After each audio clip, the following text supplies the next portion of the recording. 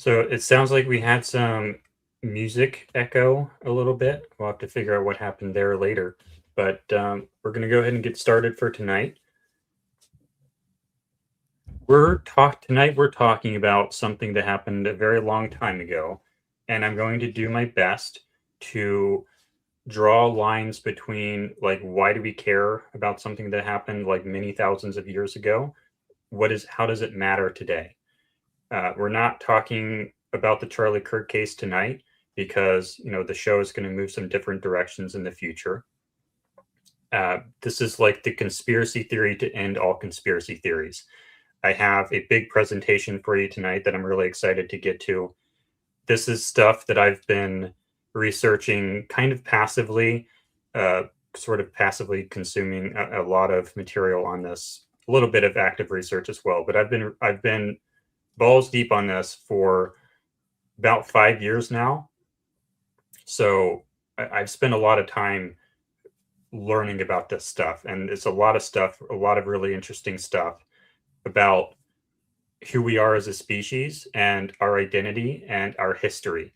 Like, one of the biggest questions that we're going to be asking tonight is, when does history start and what happened before written history began? That's what we're going to be talking about tonight, and some of the clues that we have about prehistory that's not written down. So, Kelly, I see that you're not in your normal room tonight. What's going on? Well, someone said that they felt like they were in a cave with all that audio, and I know now I might look like I'm in a cave, but I am on the road. I am in Austin, Texas. I was here for a creator conference and spent the last couple of days here. So I am improvising in a hotel room. I was hoping that I was going to get to show you guys the beautiful view behind, but the sun went down just in the nick of time. So it looked a lot better like 20 minutes ago. You guys just missed it. Yeah. Okay, so I'm going to start with some questions I'm going to ask Kelly about some things that a lot of people might not have thought about before. So to begin with here, Kelly, did you know that much of North America was under ice only 11 to 12,000 years ago? I mean, I feel like maybe I heard about that in a textbook a long, long time ago, but beyond that, no, I don't know much about it at all. So there we go. And boom. And if we can go to the other one. So this is about what North America looked like about 11,000 years ago. So yeah, this was the end of the last ice age. And there's a lot more ice back then. And when you think about why is there not a lot of ancient history in America, but there is in a lot of other places, this might have something to do with it. So people don't understand that a fairly short while ago, like 100 generations ago or so, this is what the planet looked like. And it's relatively in our recent past. So this is one of the things we're going to be thinking about tonight. And okay, next question. Did you know that there was a major climate change event back then, only 11 to 12,000 years ago? A dramatic, like when they talk about global warming today, they have no idea. Did you know that there's a major, I can't say cataclysm because that part is in dispute, but did you know that there was a major climate change event back then? I mean, maybe I've heard rumblings of it, but I didn't definitively know it. No. Do you know how far back recorded human history goes? That I definitely don't know. I've been to a few museums in DC and saw some pretty interesting figures. Man, I should have brought those pictures up for this. But yeah, it was kind of fascinating to see some of those, I guess, recreations and artifacts that they have. But that's the extent of it. And would love to hear in the chat as well. what I they're just asked the chat oh what they perfect. think. So the answer to that, and we'll get to it, is human history only goes back like 6,000 years for the most part. Hmm. But this thing happened like 12,000 years ago. So there's a lot of missing time just to this event. Do you know how long anatomically modern humans have been around? So like humans like you and I with the same brain, with the same basic body shape, the same height and everything? At the same height, that's got to be a relatively short period of time in comparison to what you're talking about. I would guess, I don't know, less than 1,000 years for sure, maybe a few hundred.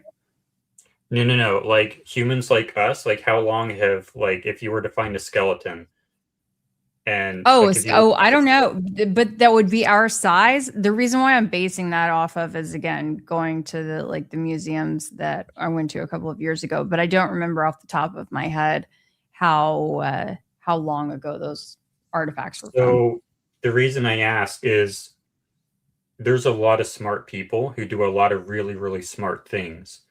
And what I'm asking is, do you have any idea how long like really, really smart people have been around? No, how long? We're gonna get to that.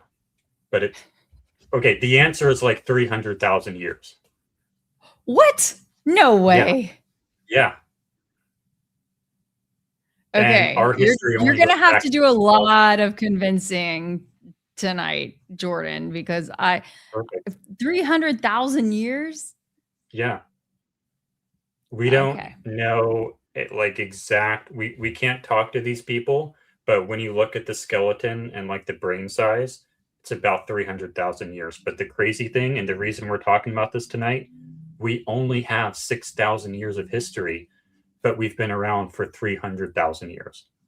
So it's like, okay, what happened? Like there was probably a version of me who lived 12,000 years ago, who lived 24,000 years ago. There was a version of Keli who lived 50,000 years ago. What was the Keli 50,000 years ago doing? Oh What was my she goodness. investigating? Isn't that crazy to Mm. think about? I mean, did they even have language in the way that we speak, or did they communicate differently? I don't know. We don't know. We have no idea. And that's the really interesting thing.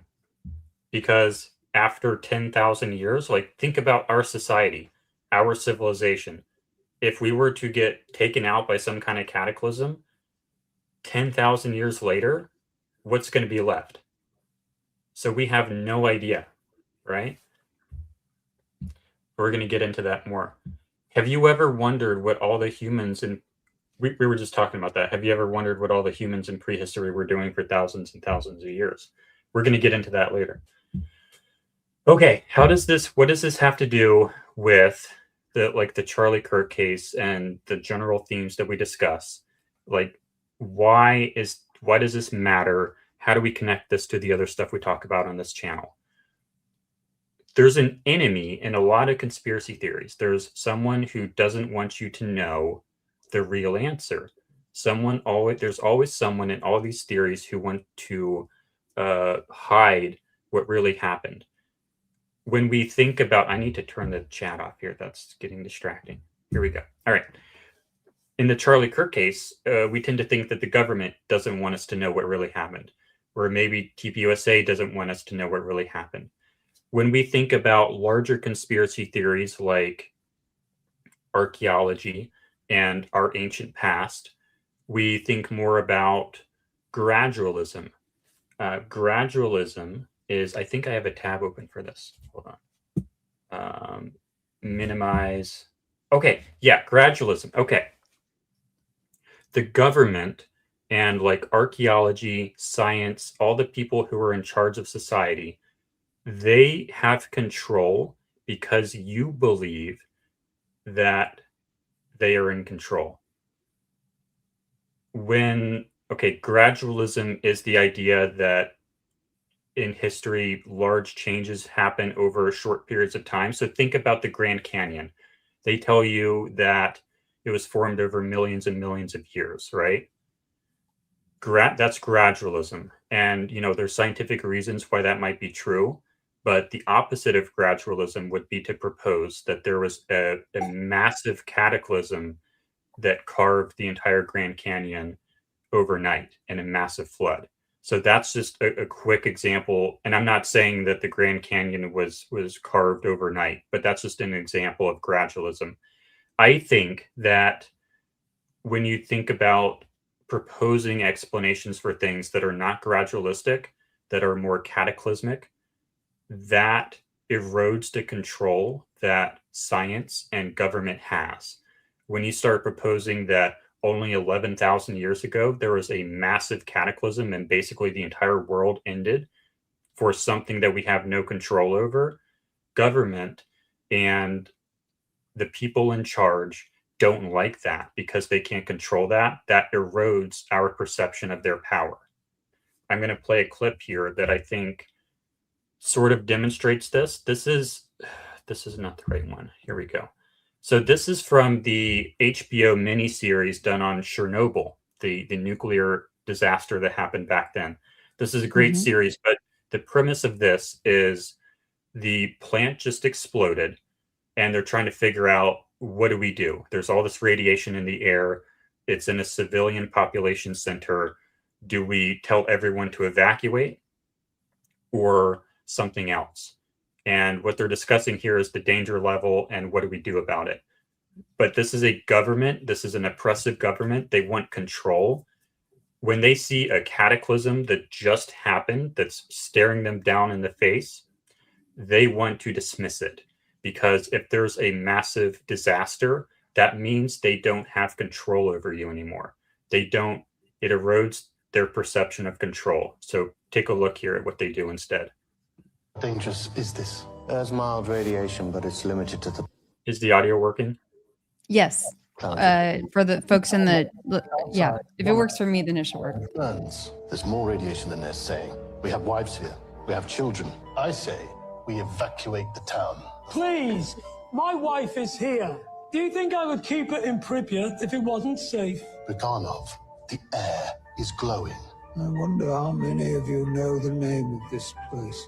We will call it Chernobyl, of course. What is its real name? The Vladimir I. Lenin Nuclear Power Station. And how proud he would be of you all tonight. Sometimes we fall prey to fear, but our faith in Soviet socialism will always be rewarded. When the people ask questions that are not in their own best interest, they should simply be told to keep their minds on their labor and leave matters of the state to the state. We seal off the city. No one leaves. Danger. Yeah, so that was right after Chernobyl exploded, and they sealed off the city so that no one could leave because they wanted to maintain power and control.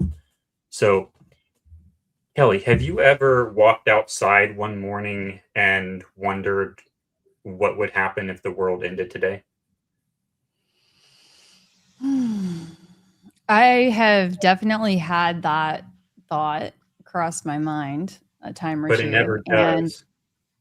It never does. But there are a lot of things that we hear and read about. It seems like an increasing amount that make us think about end times, whatever that is, Yeah, and like the second coming type deal we had in the title.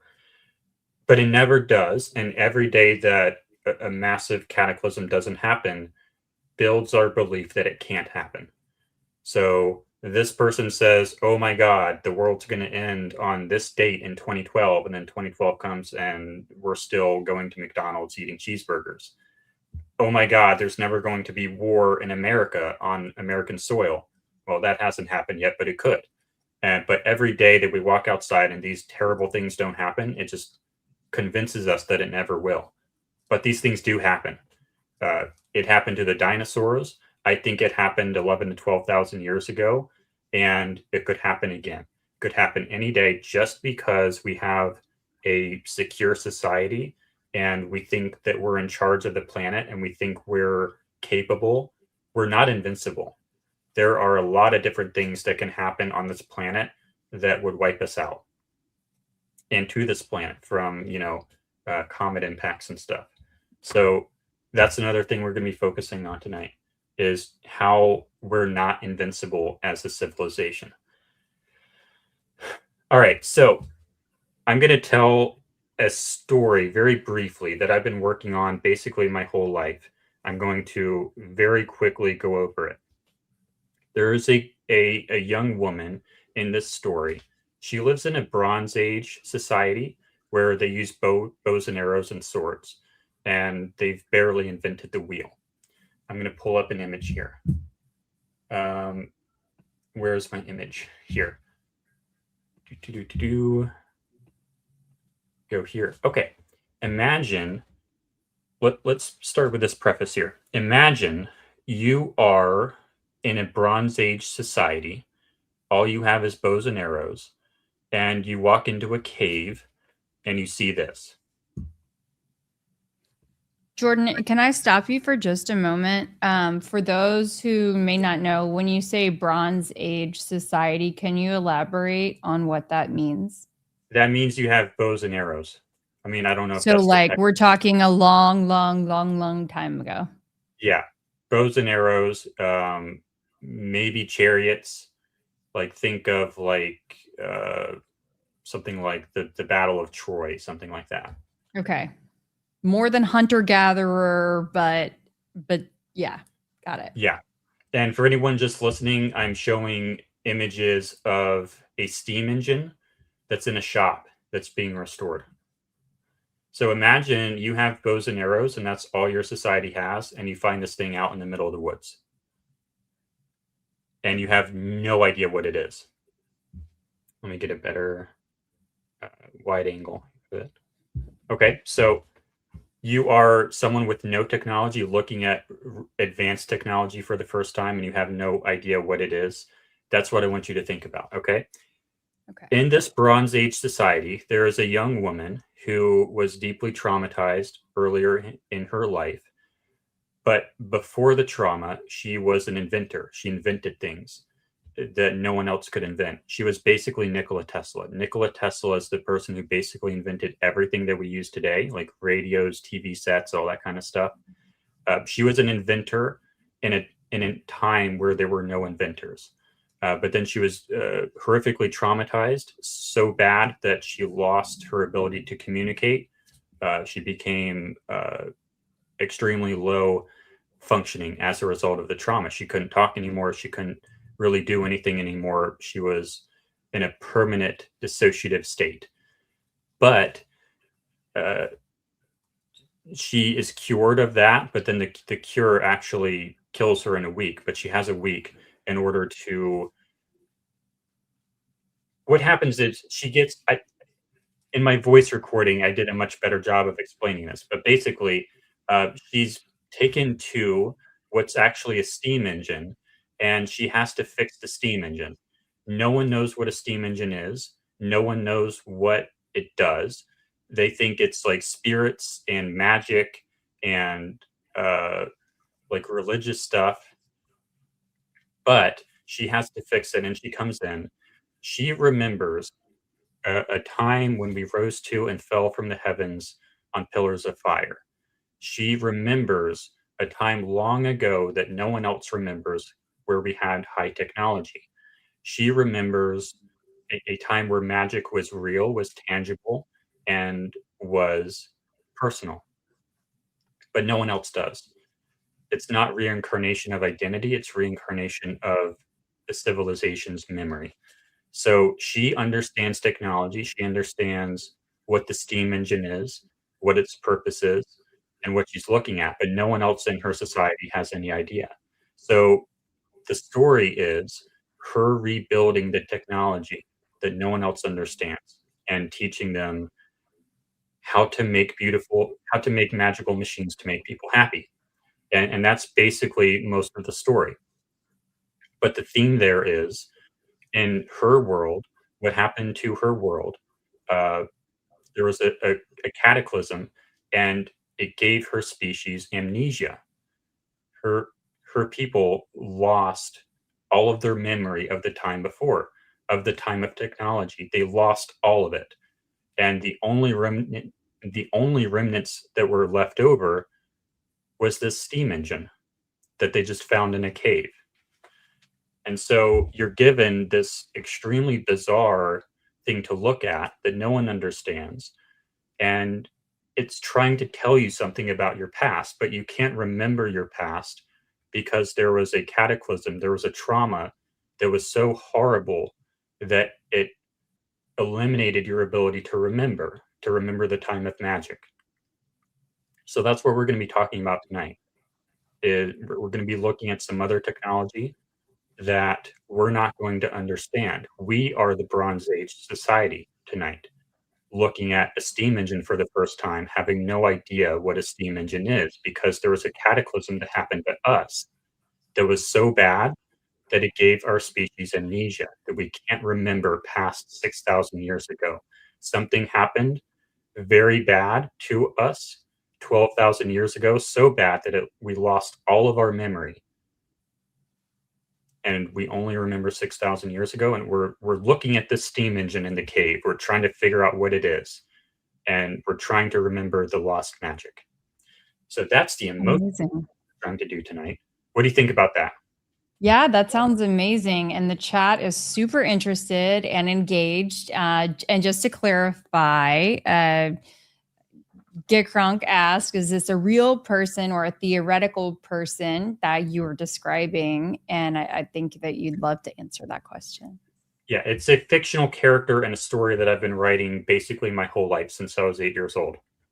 Her name is Juliet, but she's a fictional character. Okay, I have a question to ask to get us started with the actual meat of this episode. Here we go. I'm going to go back into this. This is the top of the Great Pyramid of Giza. How on earth, pick this stone right here. This stone right here. So we're at the top of the Great Pyramid. Imagine that our location is basically at the top right there on this one. That's how high we are. Look at this stone right here. How on earth do you get that stone to the top? Don't consider like how do you build the whole pyramid as a system. No. How do you get this stone to the top? How do you get this stone to the top? How do you get that stone to the top? Any ideas, Mr. anyone? Turpin said he's been, Mr. Turpin said he's been inside of that. I don't know. We've got some well-traveled folks in the audience. But I was going to say a pulley system. That would be my only guess. If there's audio, I do not hear it. I don't want the audio. The audio. Okay, got it. Okay, no problem. Wow. How do you get this? How do you get those stones to the top, Kelly? I mean, do you have to climb the whole dang thing? These things are like 1 to 2 tons. Oh, the stones themselves? Oh my gosh. Yeah, like 1 to 2 tons. How do you get how do you get a 1-ton stone to the top of this? Not a pulley system then. Okay, people are saying sound waves. I don't know. Yeah, acoustic levitation is one of the theories, but we can't demonstrate it. High-tech floaty vibration. Here, I'll put some of these on. How do you get this stone to the top? That's like 400 or 500 feet in the air. How do you get that stone to the top? Wait, build it top to bottom. I don't know. How does that work? It doesn't. You guys are way smarter than me. How do you get this stone to the top? How do you get that one to the top? Like, forget like trying to figure out how to do the whole thing. Top of the line Ford F-150. Yeah. They allegedly did this. They didn't even have pulley systems back then. Catapult. They didn't even have pulleys, allegedly. The people they say built this, they didn't have pulleys. Build a larger structure. Well, yeah. Okay, there's a story about a pit at a mine, and it was basically a dump where you would drop off dirt just to dump it and have some place to dump it. That was about the volume of the Great Pyramid. It took them like 20 years to fill it just with dump trucks. A pit the size of the pyramid, but this is a structure. Maybe it wasn't 20 years. Maybe it was 5 years. I'll have to look that up. But even if you just had dump trucks rolling in every day, trying to fill just the volume of this pyramid, it would take years without cutting anything. And the crazy thing about this is, did you know that the Great Pyramid has, how many sides does the Great Pyramid have? Oh my God. I don't know. Oh, it's too many questions for me this evening. Would you be surprised to find out that it has 8 sides? 8? Okay. Yes, I would be surprised to think that it was that many. Check this out. That's how intricate this structure is. It's an entire, each thing here is like concave. It's not even just a flat side. That's interesting. Yeah, I would have guessed 4 as I was, doing my little work here, trying to envision that, but it's 8. Why would you do that? Who does that? And what does that tell you about the technology of the person who woke up one morning and said, hey, we're not going to do a 4-sided pyramid. No, let's make it 8 sides. And make it like so fine that you can't even tell that it's 8 sides, but you can tell under the right lighting. Who does that? Okay. We're now when you put it like that, it is really impressive. And you think, wow, they were quite advanced without the use of computers and the internet and AI and all of the things, right? It's pretty impressive. The technology seems like it should predict what you decide to do. You can look at the Great Pyramid and come up with all these really, really crazy theories on how they would have done it. But would you do it that way? Unless it was really easy to build a pyramid. So you typically tend to do things that are like easy to do at scale. Building a pyramid at scale is like impossible for basically everyone, unless like the technology should predict what you choose to do. All right, so this is polygonal masonry. The oldest stone walls that we know of, they look like this. Have you ever seen a stone wall that looks like this, Kelly? I don't know. I mean, I think so, because kind of using what you have to work with. Yeah. How do you cut those without a computer? I don't know. The one of the examples that I was thinking of recently is that when Thomas Massey had a bunch of those content creators over to make pizza. Did you see that? It was like a couple of nights before the primary election. So it was like just a few weeks ago. Thomas Massey pizza. I have no idea where you're going with this, but I want to find out. Well, so he describes how he actually picked up, I guess sourced from his own property, all of these different, this should take you there. There you go. Play it. And he speaks, yeah, why not? Laid them up here, and it just took forever. What is your method of cutting them? I think it took me 3 months to go from here to there. Wow. And that's all I did every day. I mean, but I put a pizza oven, a wood cook stove, a rum. Wait, what did he do? That he sourced all of these rocks, I guess, from his property, and he built this. And placed them. Yeah. Oh, that's cool. I didn't know he was a stonemason.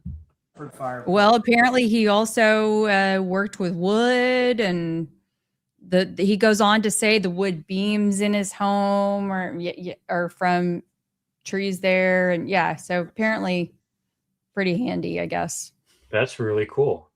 Okay, but do you see like the joints here? Yes. Yeah. And I then just you wanted see to reference that because it was yeah. like the most recent Yeah. example of something that I had seen that wasn't, you know, perfectly placed, but yet intentionally placed. Mm-hmm. But like this stone right here, look at that one. I don't That's know if this wild. one's real. That one might not be real, but I know this one's real. And this one's definitely real.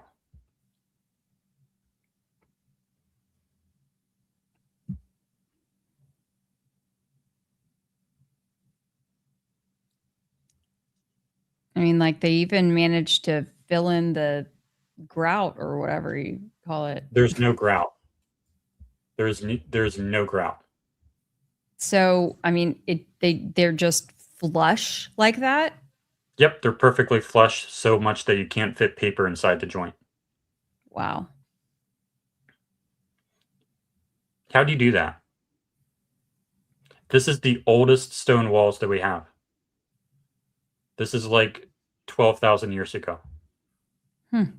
We have no written record of the people who built this. And this happens in prehistory. How do you do that? We can't do this today. We cannot do this today. It would take 20 years to do this today. But they have these walls all over the world. On every continent almost. Not on every continent. They have it in South America. They have it in Asia. They have it in Africa. And I think they might even have it in Europe. How do you do that? We can't do this today. This doesn't exist today. There Okay, are Jordan, we have no... a request here. The pregnant woman, yeah, that's one of the larger. That's the largest stone. Stone of the pregnant woman. I have no idea why it's called that, but this is the pregnant stone here in Baalbek. That's some humans for scale here.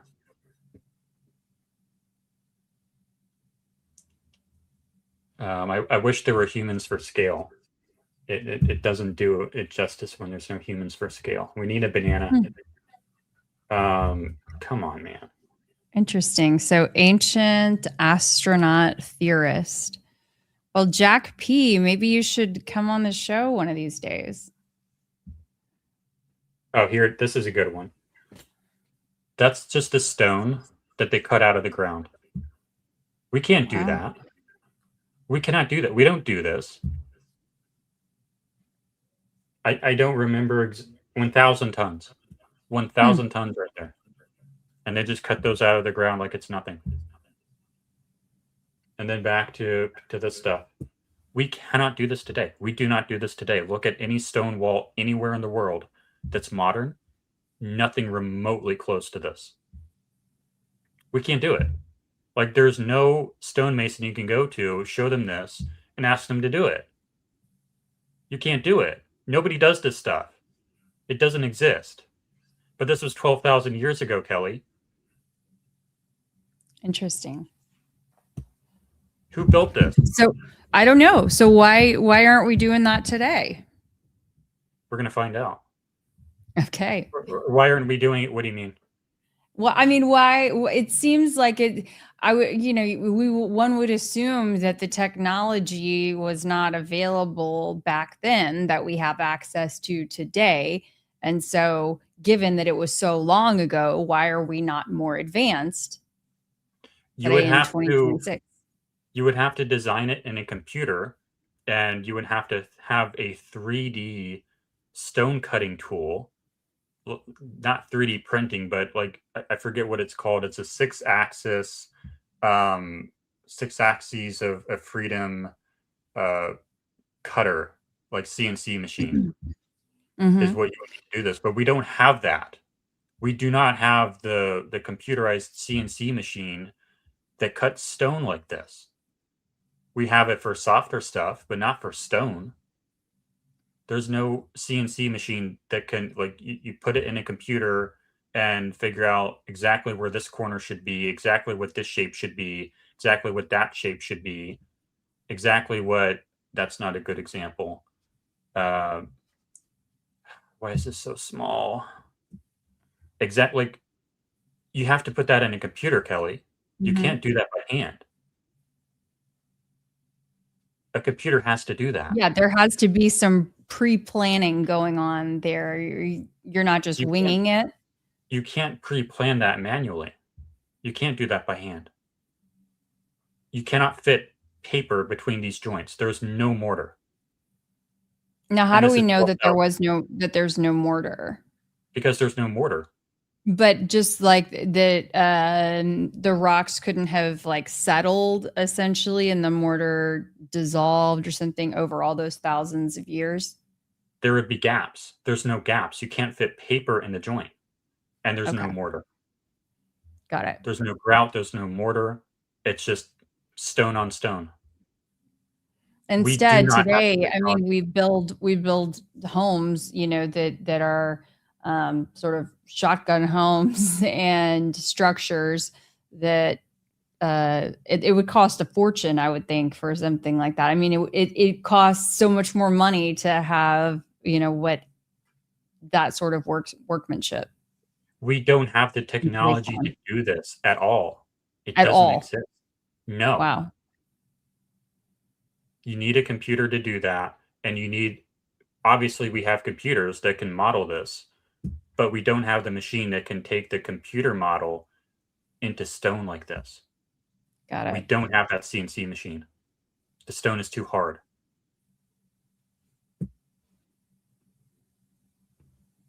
Okay. This is another site. This is the Aswan Quarry in Egypt. This is another obelisk that someone was cutting out of bedrock. One of the things like the Washington Monument. They were cutting this out of bedrock. And these scoop marks here, the little scoops, we don't know what that is. And today, when we quarry stuff, we don't quarry anything that's remotely this large. And we don't know what the scoop marks are. And these scoop marks, we don't do this today.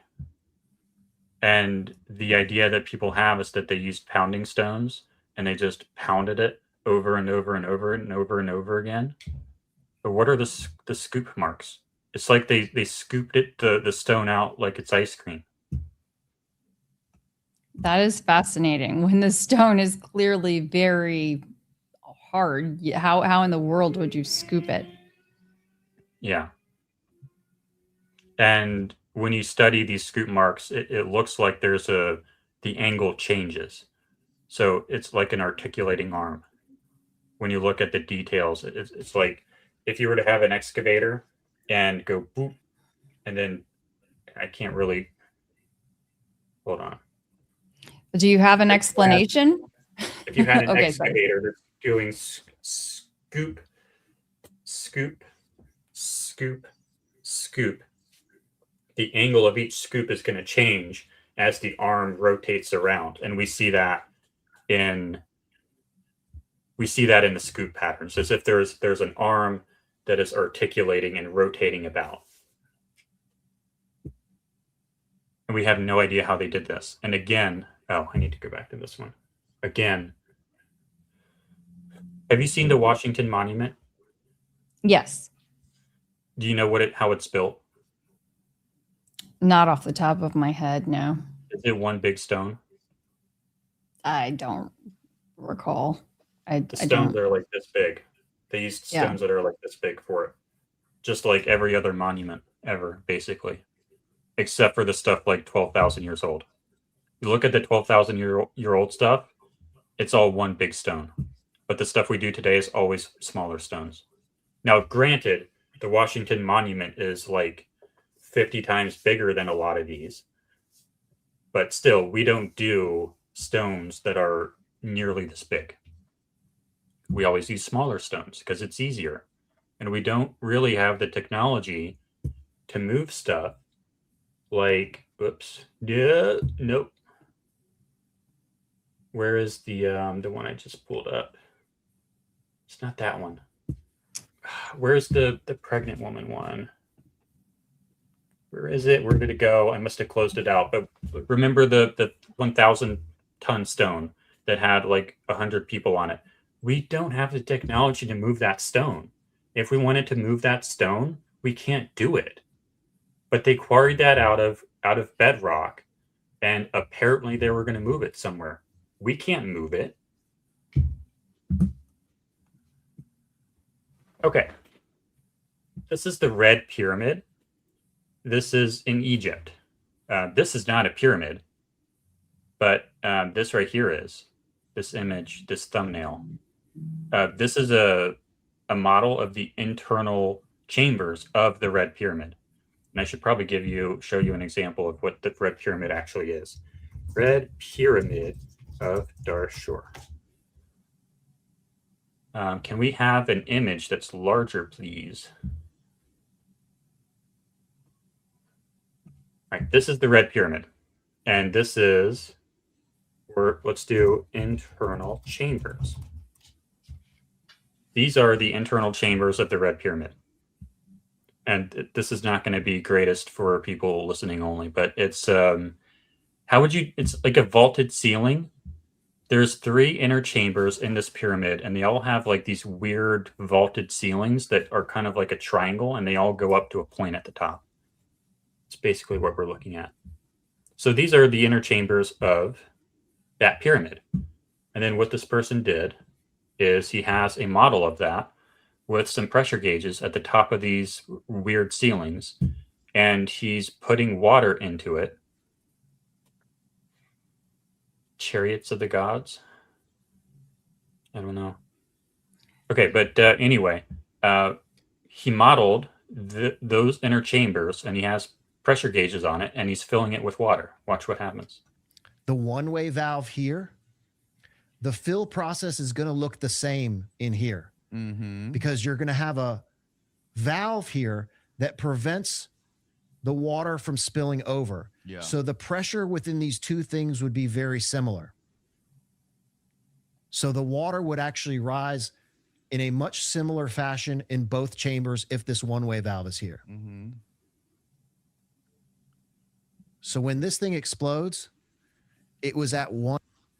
That dude's name is Jeremy. He's awesome. He lives in Egypt. He moved to Egypt, and he has a whole theory on how the pyramids were chemical reactors. This thing builds up so much pressure that it explodes just by pouring water into it.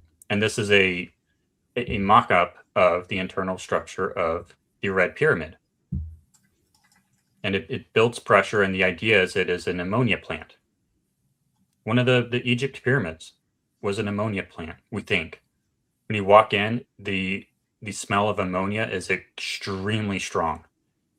And there are water, like fluid patterns on the walls that indicates that there were fluids present and moving around.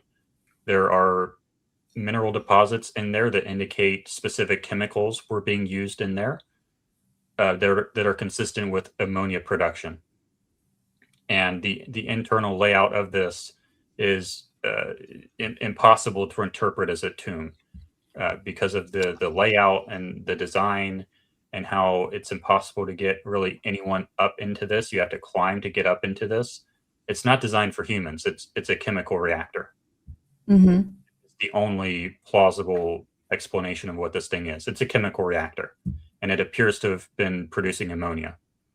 And the technology you need to do that is pretty primitive, but it's a chemical reactor. Ammonia plant for fertilizer. That's what you use ammonia for. Fertilizer. For agriculture. That's what we think the Red Pyramid was. An ammonia plant for fertilizer. But, you ask Egyptologists, what was the Red Pyramid? They tell you it's a tomb. In a much similar fashion in both. This isn't a tomb. This is a chemical reactor. And the reason the Red Pyramid doesn't explode is because it has all the casing stones around it, which hold back the pressure. You needed to put this maybe in a pool, or fill it with sand and maybe put cameras inside of it or something to keep it from exploding. But in order to in order to determine that, right, there had to have been some errors, some experiments along the way, some mishaps. Yeah. Whoops. Okay. Yeah. We're looking at some images now that are in the ground. If you were to fly an airplane, this is over the Amazon.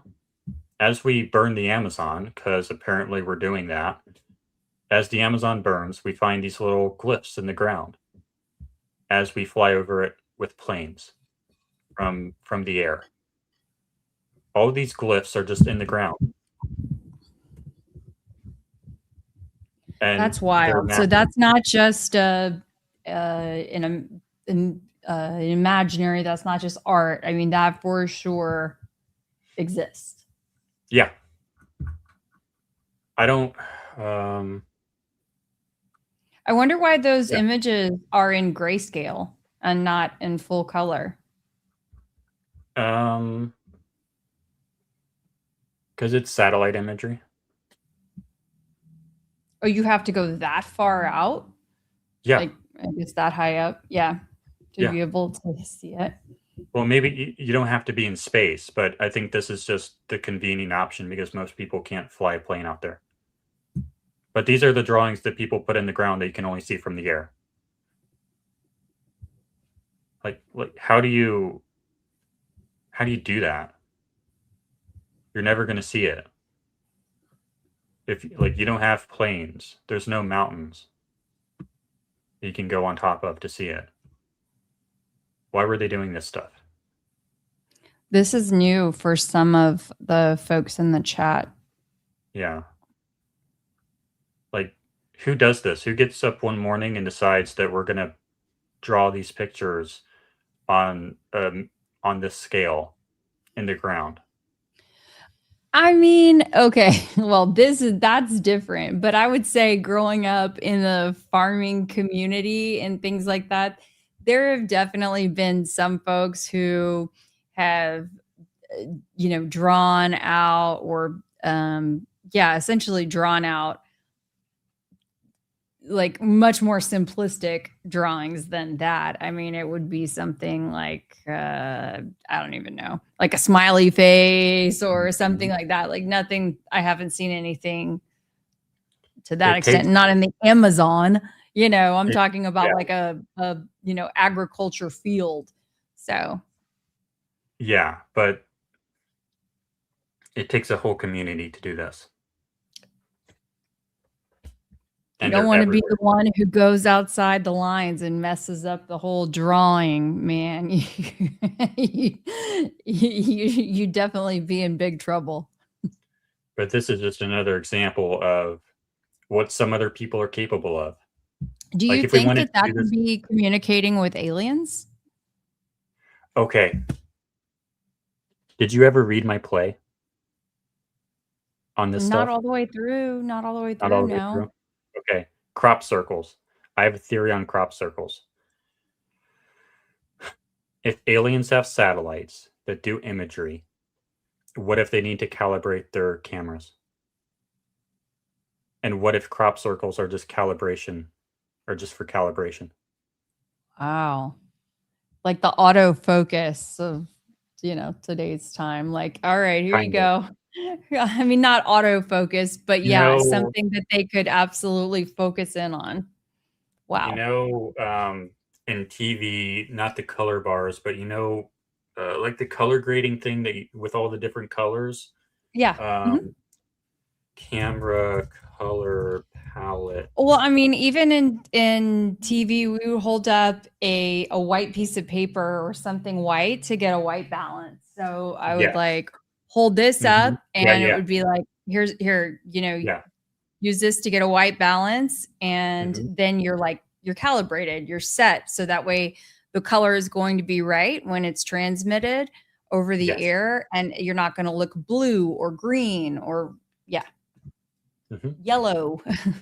I've done that before too. It's great. This is an example of one of the color palette things that's not the best example, but that's the best one I can find.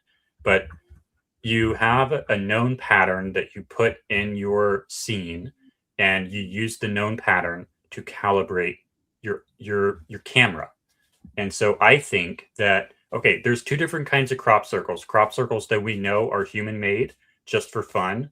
And then there's a whole other kind of crop circle that is happens in like 2 minutes, and it has all these really bizarre properties, and it's impossible to do with our technology. And I think the best explanation is it's some kind of calibration system. And I want to say thank you so much to Diane Doyle, 9848. Thank you for the super chat. We appreciate that so much. Yes, it actually looks like it came through twice. So thank you. Thank you. Thank you. Whoops, that wasn't a mistake, was it? Comments. I don't know. If so, we'll help her out. Yeah, contact us at tryandproveit@gmail.com if that was an error. All right. Okay. Moving on here. I need to pull up the image of this. What is that called? Light bulb Egypt. Have you ever seen this image before? Oh, she said one is for me, one's for you, Jordan. Thank you, Diane. Perfect. Really appreciate that. Thank you. Have you ever seen this before? Yes. Do you know what that is? Which part? What is this thing? Well, I don't know. Did you know that someone built one and it works? What does it do? I'll show you. But we're literally move like a snake. Can you do a demo, Bill? Sure, I'll come up behind it. So again, I think we need to adjust it a little bit because it's yeah, there we go. It needed to be adjusted.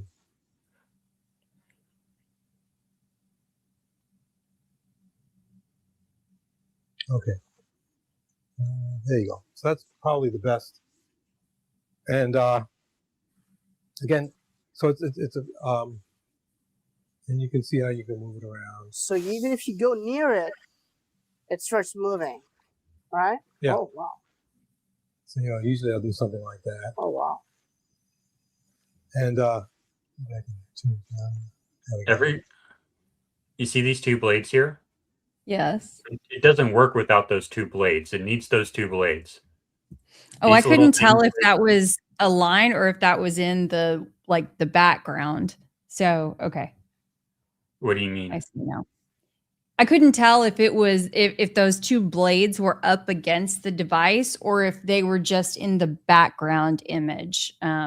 I guess maybe my depth perception was off there. So hold on. Interesting. They're right in front of it. I'm going to try to find a better. Got it.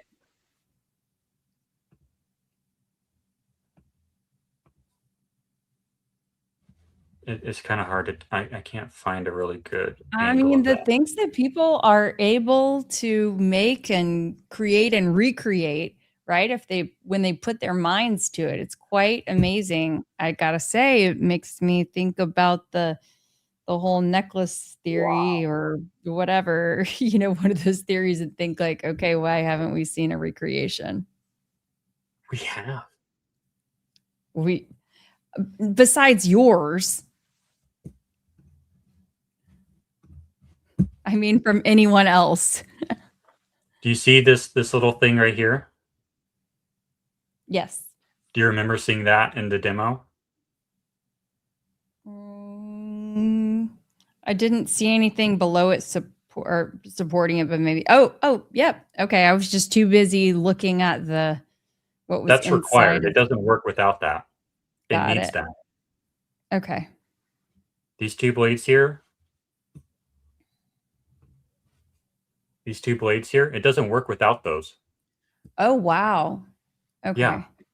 It doesn't work without those. That's wild. The little snake inside of it. The cord coming out on this side. Oh my gosh. Little cord right here. That's the cord. That's the power cord. It doesn't work without the power cord. But in a way, it kind of reminds me of a light bulb, though. Yeah. And is it the fluorescent or the whatever the bulbs with the like wire or the snaky looking Filament. thing on the inside? Yeah, the Well, filament. This is Thank completely you. different, though. This is different. Though. Understood. But sort of a riff off of that concept. Yeah, totally. I don't understand how this works. It would be, this person has 2.4 million subscribers, so we're not going to be able to talk to them. But maybe the guy who built this, maybe we can have him on. I don't understand how this works. I don't know what it is. I want to talk to him though. But like that's like the same thing, and it works. And you need to blade. You don't. It doesn't work with 3 blades. It doesn't work with 1 blade. No, you need 2 blades. This is ancient Egypt. They had this. So I see a lot of people saying Baghdad battery. Is that what it's called, or is that something else? That's something else. Okay. And then I've also seen someone saying a Dendera light. Is that what this is? Yes, that's what it's called. That is the Dendera light. Right down here. Got it. Okay. Correct. Okay. Have you ever seen this city before? No, I've missed that on the list of wonders of the world, I guess. This is a city in India that they just carved straight out of bedrock. Wow. This is a person right here, I think. No, that's not a person, but a person is like the size of my cursor. They carved a whole city out of bedrock. How do they do that, Keli? I don't know. When's the last time you heard on the news that they're going to start a new city project where they're just going to cut it out of bedrock?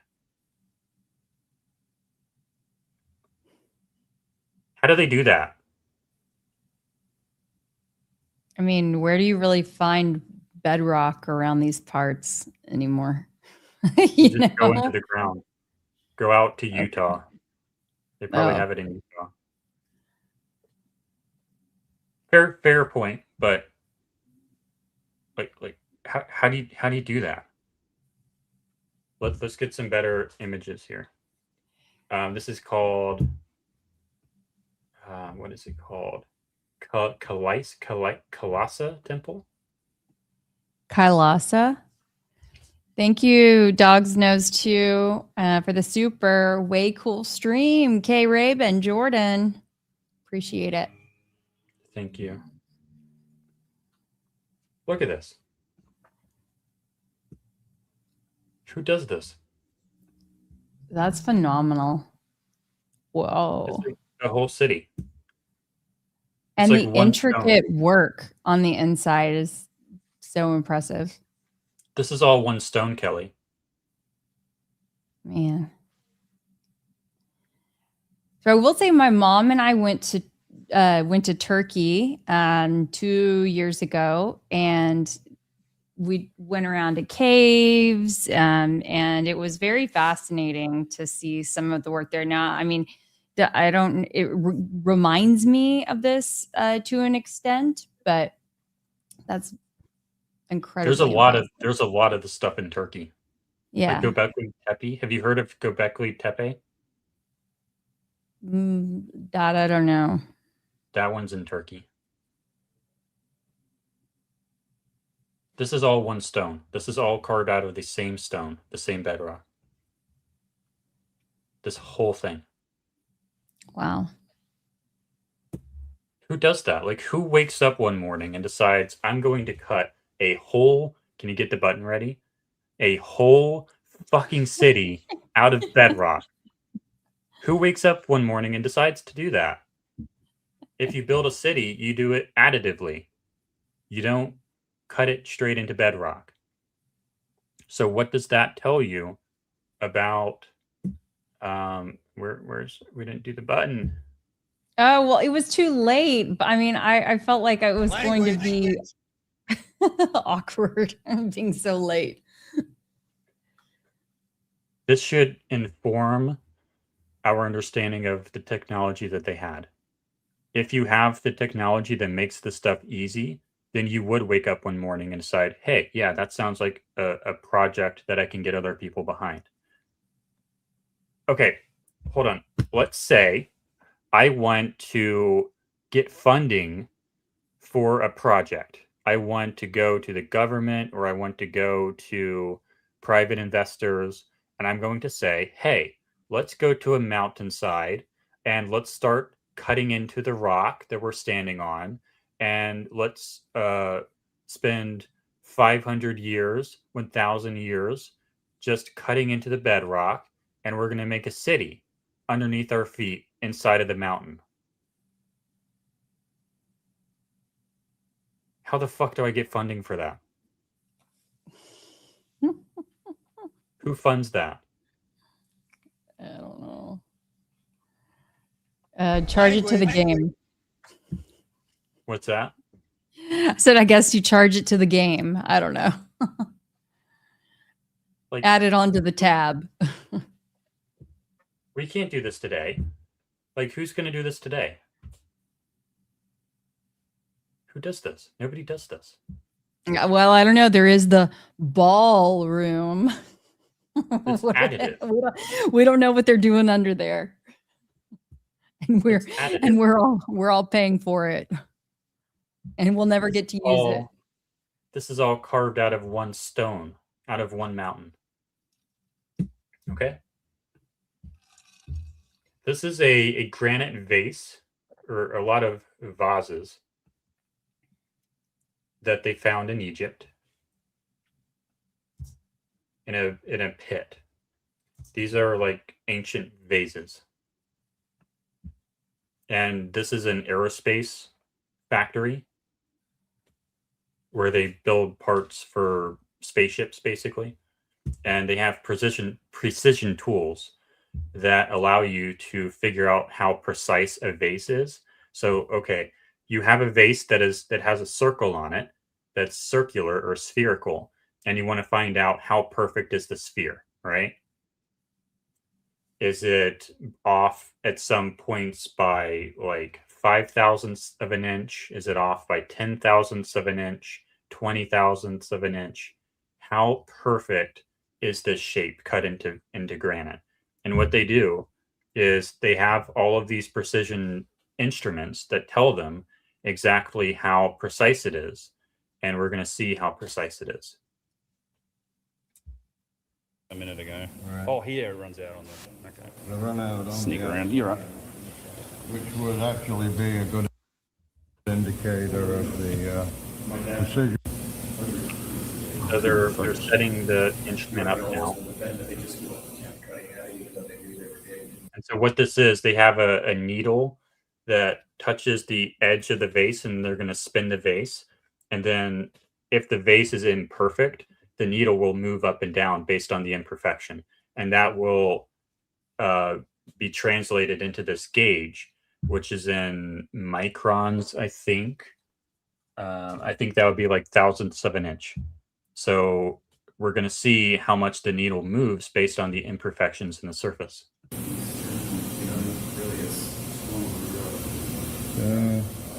Now he's zeroing it. And then we look at that. You got it? Yep. Now they're going to spin it. That's about a foul at 10.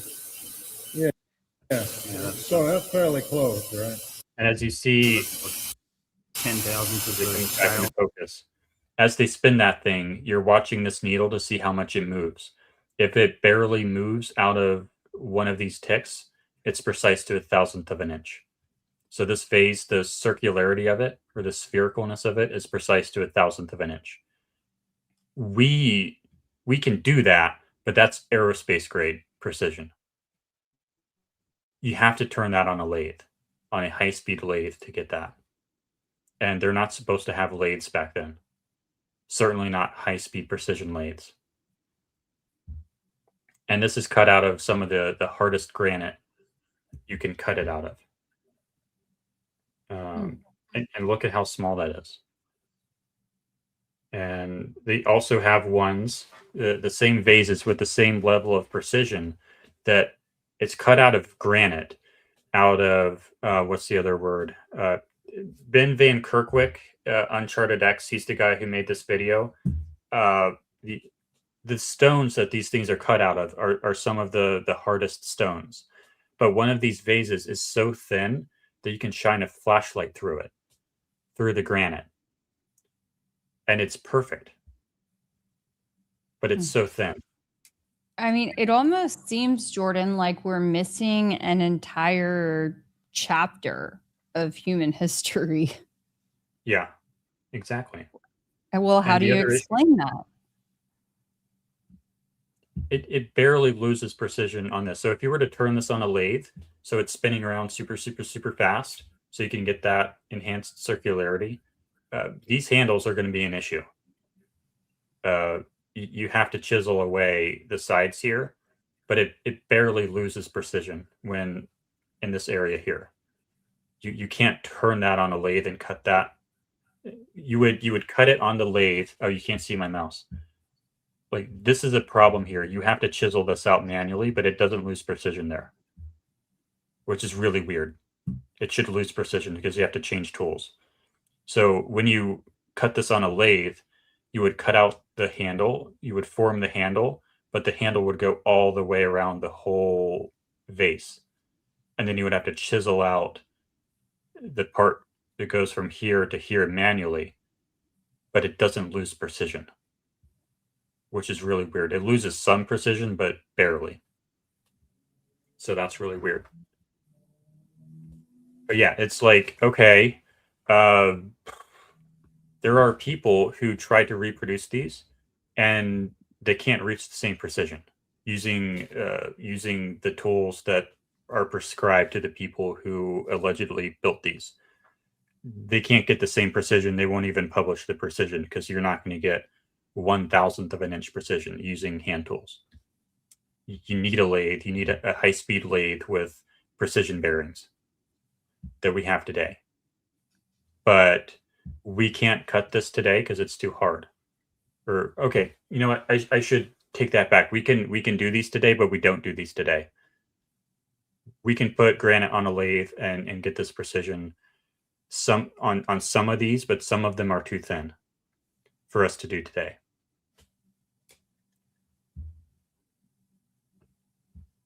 Moving on. Oceanography.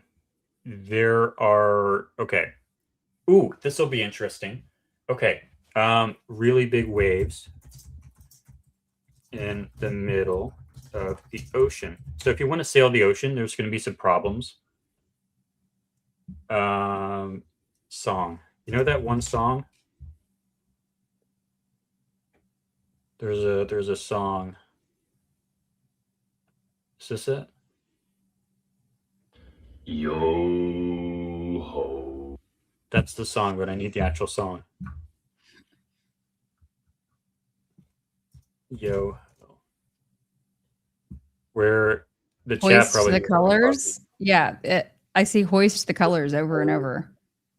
Like hoist the colors waves. Where I need the go onto YouTube Shorts.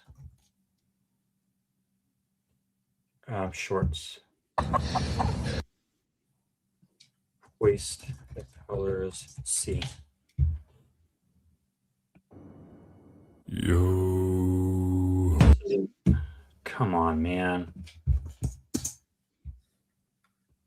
There's like a really good one I'm trying to find. Okay. Tristan Green said, like the Disney Seven Dwarves. No. Yo ho ho and a bottle of rum.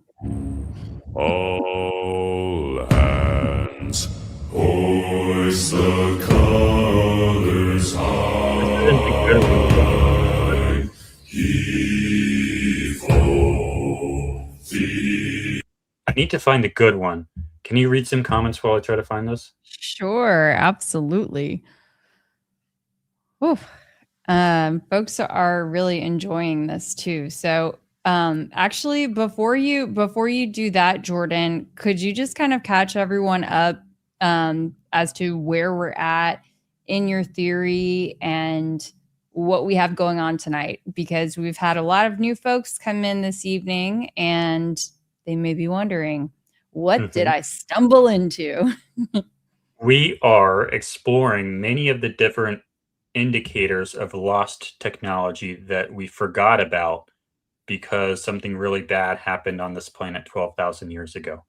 The idea is that we had a lost high technology civilization that we forgot about in our ancient history before 6,000 years ago. And we're looking at some of the archaeological evidence of that. I really wish I could find this. I'm going to find it. Okay. Do you want to put the two of us up primarily on the screen so that way, there we go. Everyone doesn't have to examine your YouTube. I'll read out some comments in the meantime. Sturtle. Thank you, J Otter 89. We're headed for some wild times. I love these discussions popping up from intelligent and rational people like yourselves. We appreciate intelligent and rational people joining us, so thank you. Somehow we continue to survive. Gotta have some faith, Jordan. That's from Get Crunk. Anne-Marie Crochets said, I really love how Jordan thinks and articulates his explanations. You guys together make a great team.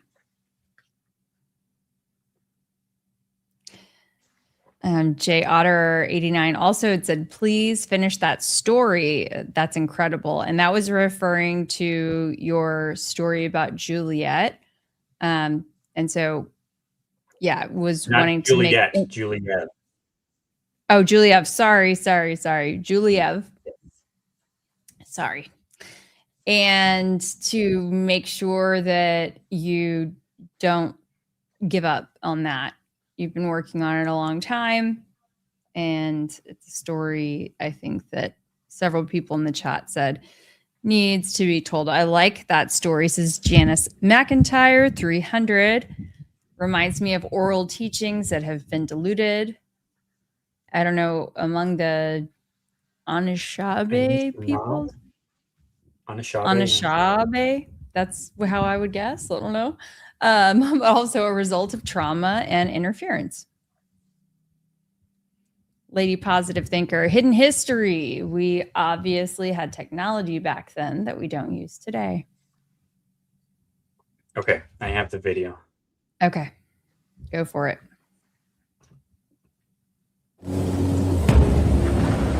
All hands, hoist the colors high. Heave ho, thieves and beggars, never shall we die. Okay, why are we watching this video? Can you tell me about what you know about hunter-gatherers, Kelly? I mean, it seems like it was very primitive, that it was an important method of survival. You know that one island, North Sentinel Island? Hold on. You ask me a lot of questions tonight, Jordan, that you know I don't have the answers to. Well, I don't know if you know the answer to that. I mean, I don't know each other that well. I know a lot of things, just not everything. These are hunter-gatherers. Can we play the video of them? Oh my gosh. Is it really near Epstein Island? No, it's nowhere near Epstein Island. Okay. This is an uncontacted tribe. These are hunter-gatherers. So if we go back to our video here, you think they can do this? It's a good think they can question. Are we going to get a sail? copyright strike from all this music? I don't think so. I hope not. You should have stopped me though. Thank goodness. Thank you, Christy Lee. Maybe that's going to save us from more yo-hos. You want me to just keep singing it? Okay. Do you think these people who like don't have clothes, you think that they can sail the ocean? Can they do this stuff? Is that AI? Is that fake? It might be. It might be. It looks. I don't know. But there are real videos of it, of how rough the seas can be. Do you think hunter-gatherers can sail the oceans? The reason I ask... I mean, they're out there hunting or gathering something. They're gathering to pillage other ships and civilizations. How about that? And one of the mysteries I look into is that Bimini today is a tiny, tiny island. But Bimini during the Ice Age was part of an enormous island. The whole Grand Bahama Bank was above water. And weirdly, that island turns up on an ancient map, Piri Reis map, drawn by a Turkish admiral in 1513. That Grand Bahama Banks as an above water island is shown. It is featured on the Piri Reis map. And what do you see running down it but an image of the Bimini Road above water? Now, how could Piri Reis, who drew his map in 1513, have known this? He tells us the answer, that he based his map on more than 20 older source maps, all of which are now lost. And he suggests that those maps had come out of the famous Library of Alexandria and that they'd been taken to Constantinople, and that's where he got access to them. Somebody, I believe, was mapping the world, was exploring the earth during the Ice Age, and left us ancient maps that show features that only existed during the Ice Age. And one of the mysteries I look into. And they have Antarctica on that map as well. And we didn't discover... There were some early on requests about Antarctica and doing, exploring that topic. I think that that would also be, I know we were talking about having Bays on a stream. He loves the Antarctica topic. That could be a really good one for us to bring him on for. So they have Antarctica on their map that was based on older source maps that were from pre-1500. And they have Antarctica on it. So they know about Antarctica, but we didn't find out about Antarctica until... When did we find out about Antarctica? I don't remember. We find Antarctica. Maybe if Baze is in the chat, he can tell us. We found out about Antarctica in 1820. Did you know that? I did not know that. We didn't know that continent existed. So like if you look at maps before 1820, it doesn't have Antarctica.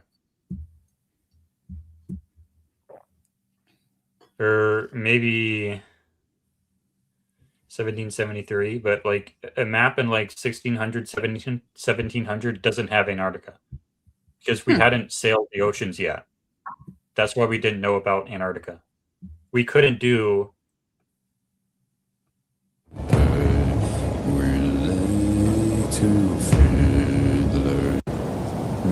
It took us until like 1700, 1800 to be able to do this. That's why we didn't know about Antarctica.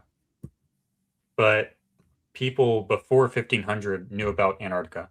The Library of Alexandria knew about Antarctica. So how did they sail the oceans back then? What technology did they have that allowed them to sail the oceans?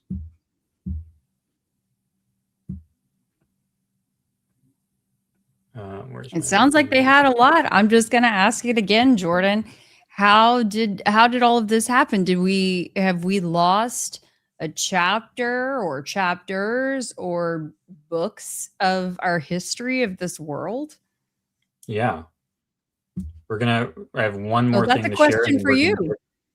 Yeah, okay. We're going to get to that. I have one more thing to share, though. Okay. I've told you about the Antikythera mechanism, right? Please tell our audience. near a tiny island called Antikythera. That he discovered the wreck of a Roman merchant vessel of the 1st century BC, stuffed full of Greek treasure. They started to pull up the objects from this wreck, and it was an absolutely stunning find. Nobody expected this. There was nothing else had been found like this. It is a device of absolute genius. It is quite extraordinary. It is a beautiful mathematical way of doing it. Quite unbelievable. The person who designed this was a genius of the highest order, in my view. It is quite extraordinary. And it's such a unique object. It's so important. It's just absolutely critical object for this whole understanding of the history of science and technology. So when I asked you at the beginning of the episode, what was the Keli Rabon 50,000 years ago doing? What was the Jordan Henshaw 50,000 years ago doing? We have no clue. But humans could have been doing this for who knows how long. This is like ancient Roman. And we have no written record for what on earth this thing is. It doesn't exist in history. But it does exist. And this guy, Clickspring, I would love to have him on. But he has like almost 1 million subs, so he's probably not. We went on, well, yeah, anyway. Maybe we can have him on. But he rebuilt it. It's basically a computer that predicts like solar cycles and like the moon and planet locations through time. And what this guy does is he rebuilds it. He's not done yet. He started 9 years ago trying to rebuild this. And he's not done yet. So you can go video after video of him building it from scratch and building all these different wheels. And then another video. I wanted to ask you, Jordan. Choose said sources, Jordan. So I wanted, that was just within the last minute. So I wanted to make sure I pulled that up. What do you think they mean? Feel free, Choo, if you can elaborate on your question, so that way we can make sure that Jordan. I know what the question means in most contexts. Like, I'm making a lot of claims here, and I should provide sources for those claims. But this is a podcast, so it's not practical for me to, this sounds off right now. It's not practical for me to provide sources for every claim that I make right now.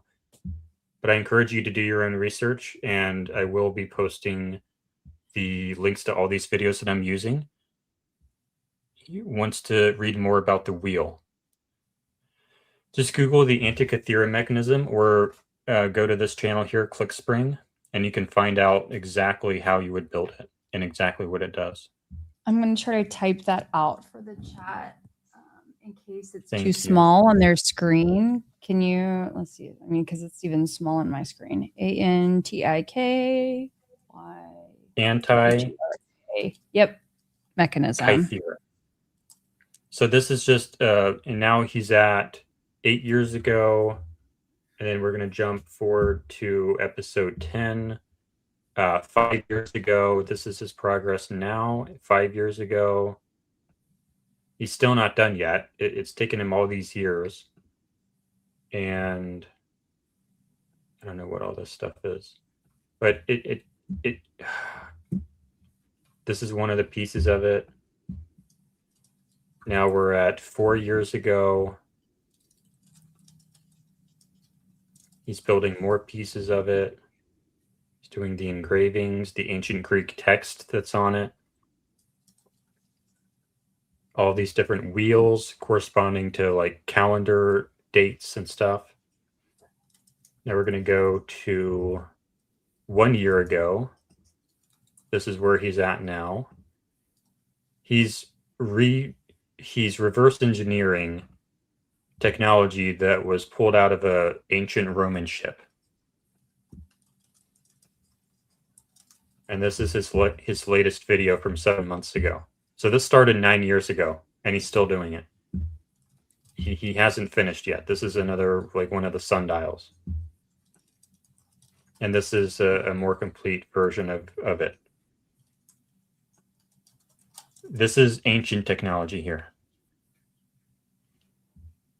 That somebody, an engineer, I don't know if I can say thousands of years ago, but hundreds and hundreds and hundreds of years ago, designed. And we have no idea who they are or what else they were capable of. But it takes this guy 9 years to only rebuild part of it. I don't think he's been doing it full time, but he's been consistent for 9 years. And he's not even close to being done yet. I'm going to say thank you so much to Lady Positive Thinker for the super chat. She says, thank you for the fun tonight, guys. I'm looking forward to new episodes. Well, y'all, there are plenty of new episodes to come. Jordan and I host Try and Prove It every Thursday night at 9 p.m. Central, 10 p.m. Eastern. I always have to pause for a minute to think about the time conversions. But the best way that you can stay up to speed with all the things is if not only you subscribe, but make sure that you hit that bell. It's the notifications and turn that to all. We don't spam you. Don't worry. It will let you know when we make a new post. And then also, Shauna 1985, thank you so much for the super chat. Y'all always have the most interesting topics. Love your work. Thank you. Thank you. So we're in the middle of the episode now. Well, I guess it could be the middle. It's probably the middle. That was the first segment. The first segment was showing you all the evidence of lost technology. What do you think so far? Whew. My mind is blown. I've got a lot of questions though. Like I want to know where'd those chapters go, where'd those books go that are in between what was clearly so advanced all those many years ago to now. Mm-hmm. Any other questions so I can take a short break here? Okay. Start. We are not allowed to learn lasting building skills. We now live in a materialized world, so we spend more money to repair and rebuild more often. An interesting thing there is Roman concrete. People ask a lot, why is the Roman concrete still here after thousands of years? When we have potholes develop in our roads after 2 months, why do our roads suck so much when Roman concrete doesn't degrade? There's two answers to that question. One answer is it's self-healing because their concrete comes from a specific mountain with a specific chemical property or something, so that when water enters and cracks it, it actually self-heals. So that's one of the answers to that question. The other answer is they didn't have semi-trucks back then. They didn't have 2-ton cars back then. They just had horses and buggies driving on their roads. So that's one of the reasons why their roads last so long, is because they don't have semis. They don't have 80-ton trucks rolling down it. So those are the two answers to that. In one sense, for Roman concrete specifically. But yeah, okay, you build a house today, it's not going to be like a palace.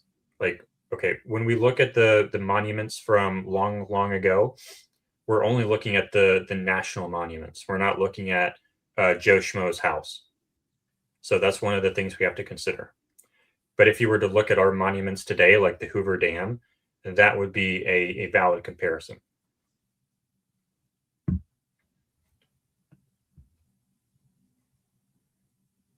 That's interesting.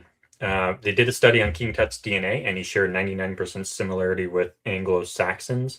I don't know if that's true, but that's an interesting claim. Honestly, I think it was the fallen angels back in Noah's day. Ooh, we're going to talk about that later.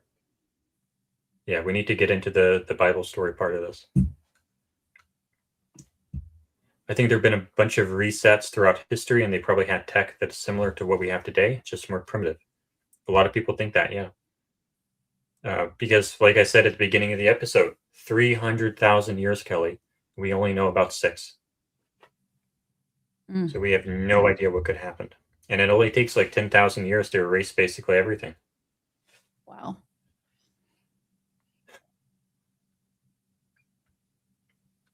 We did all the super, yeah, we did those 2. Did we do this one? Anne Marie Crotchet. Crochets. Anne Marie Crochets. Thank you for being a member for a month. I love this stuff. Great change of pace. We try to switch it up, be diverse. There's no monetary, Christy. Oh, Christy, that's it. That's your mod. There's no monetary return for a business that builds its products to last. Sad but true. Yeah, we don't build stuff to last anymore. Like drywall, that's not going to last. They used to build houses out of stone. We don't do that anymore. We build it out of drywall because it's cheaper, it's faster, and it increases our quality of living. So that's good. It just doesn't last though.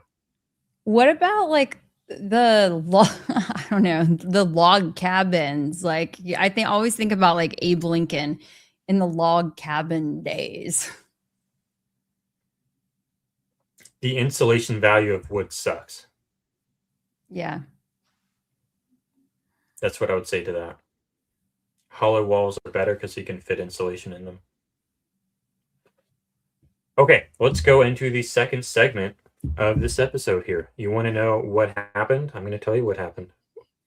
Why do we not have this technology anymore? What happened? What was the trauma that caused us to become like Julia and not be able to, well, that's not the best example, but what was the trauma that caused our civilization to forget everything such that we need someone like Julia to remember and tell us how to rebuild the steam engine? Like that cave, like we are the people, like what we just looked at, all these different examples. Remember at the beginning of the episode where I said, imagine you are the Stone Age person or the Bronze Age person who just went into a cave and you saw, you just walked into a cave and you saw this. What is that? What is that technology? You saw this stuff. What is that? What is that technology? You saw this stuff. What is that technology? You saw this stuff. What is that technology? You saw this city carved out of bedrock. What is that technology? You saw this vase that's super precise. What is that technology? And you saw these maps. What is the technology that allowed them to do that? Now imagine you are a Bronze Age society who just walked into a cave and you saw this for the first time. You have no idea what it is. What is that? What is that technology? What happened to the people who built this? And what does it do? What context did it come from? And what happened to the people who built it? So now we're going to go into that. Have you ever heard about the Younger Dryas impact or the Younger Dryas boundary? Nope. So the Younger Dryas is what it basically means is something really bad happened to the planet 12.9 thousand to 11.9 thousand years ago. Or I think 11.9 thousand. There's a period at the end of the last ice age where the ice melted very rapidly, and it appears to be associated with this sedimentary rock layer here that's black. You find that black layer all over the planet at the same time. So vertical is time. As we go down, we go deeper into time or further into the past. And each layer here represents a time period in the past. And this layer here, the black part, is called the Younger Dryas. And basically what it means is that something really bad happened to the whole planet to cause basically the whole planet to be black. Basically, that's a vast oversimplification, but that's the basic gist. So this is like a time capsule telling us about our planet's history. And it's telling us that this is a massive scar on our planet's past. Something really bad happened here. This was, according to our title and our graphic at the top here, this line right here is the scar of the cataclysm we forgot. That's the Younger Dryas boundary layer. What do you know about the story of Atlantis? Not much. So it was an island that Plato told us about that apparently sunk, and a lot of people try to find it nowadays.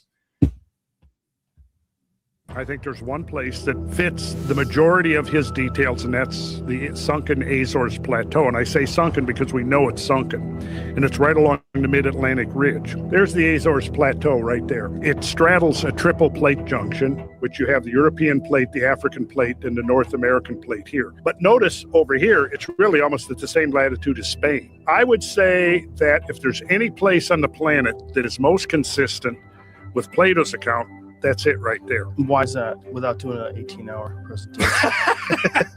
Oh, come on, Joe. Can't we have pizza brought in? It's a massive subsidence along the mid-Atlantic ridge. Now, this doesn't prove that there was any civilization there, but we can make a very strong case that a large section of the Azores Plateau was above sea level during the late glacial maximum.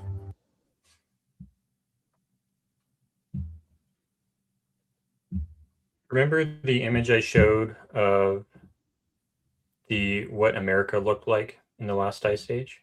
This image here? Yeah. What does Florida look like in this image? You see Florida? Like down at the, I mean, basically where Florida is now. Yeah. It just looks wider. Yeah. You know why that is? Because of maybe global warming or something, or it's been sinking. You see all the ice caps? How the ice cap is like way bigger? Mm-hmm. It's got to go That's where the somewhere, water right? went. Yeah. That's where the Gotta water go went. somewhere. And so it doesn't have Atlantis above sea level right now in this picture, but I can probably find one. Hold up. Go back into this view here. But as that ice cap melts, as we end, yeah, I'm going to show the scablands. Yeah. As we end the ice age and all that ice melts, all that water goes back into, I should actually pull that back up. Let me pull that back up. It's a seesaw. The reason Atlantis sinks back into the ocean is because it's a seesaw. This is a lot. This thing right here is really heavy. That's really heavy. That ice cap. That's a lot of ice. That's a lot of water frozen. And it's going to put a lot of pressure on a continent. And as you put all that pressure on a continent, it's going to cause that part of the continent to subside, to go down, and other parts of the continental crust to go up. And so this part here goes down, and then this part over here, which is the Azores Plateau, is going to go up like a seesaw when this ice is pressing down on the continent because it's so heavy. But if something, and I'm not going to say what yet, but if something were to rapidly melt all of this ice, if something really bad happened to the planet, what happens to the Azores? You're typing comments. I am. Yes. Please go ahead. No more questions for me. What happens to the Azores? If this is your seesaw, this is the really fat kid who's on the opposite end of the seesaw. If that fat kid gets off, if all of this ice rapidly melts, you're still commenting. If all this ice rapidly melts, what happens to the little kid over here? It goes under. Yeah. Or it goes up. It goes under the water. That's why Atlantis sunk, because something melted all of the ice really fast. The fat kid got off the seesaw. All that pressure is released. Florida becomes Florida again. and the Azores Plateau sinks underwater. Okay. And now we're going to go. Okay, so this right here, actually, I'm going to pull up something else too. New tab to the right, please. Azores Plateau as Atlantis. Images, please pull up. Okay, here we go. This is good. This is good. This is good.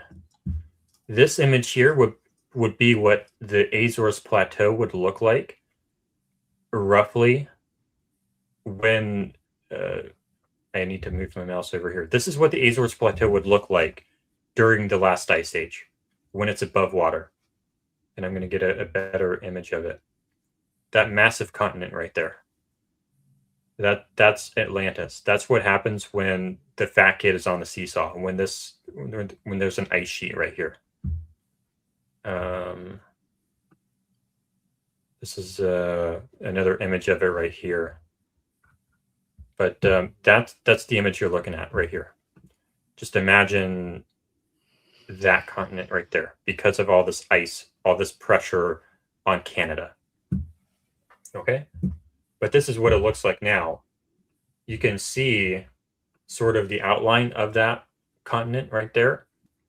This is the Mid-Atlantic Ridge. This is where the North American, or the North American continental shelf connects, and then like the European shelf and the African shelf. I'm probably butchering the names there, but it's where a lot of tectonic activity happens. Right at the Is that what they call the continental divide, or is that something different? Yes. Okay. Yes, that's this line right here, the continental divide, I think. Right? So that's where a lot of people think Atlantis was. And it matches up basically perfectly with all of Plato's descriptions of it. And now we're going to, not that one yet. Yeah, we can go into this one. Okay, cave art. So what happened to the fat kid? Why did all the ice melt immediately? What caused the fat kid to get off the seesaw so suddenly to cause Atlantis to drop back into the ocean? This cave art here is pretty odd because it happens to line up with plasma. This right here is plasma that happens in an extreme solar storm. Nothing like we've seen in modern history at all. But this is plasma that we would expect to see from the sun if we had like a mega solar storm. And we would expect to see these lights in the sky.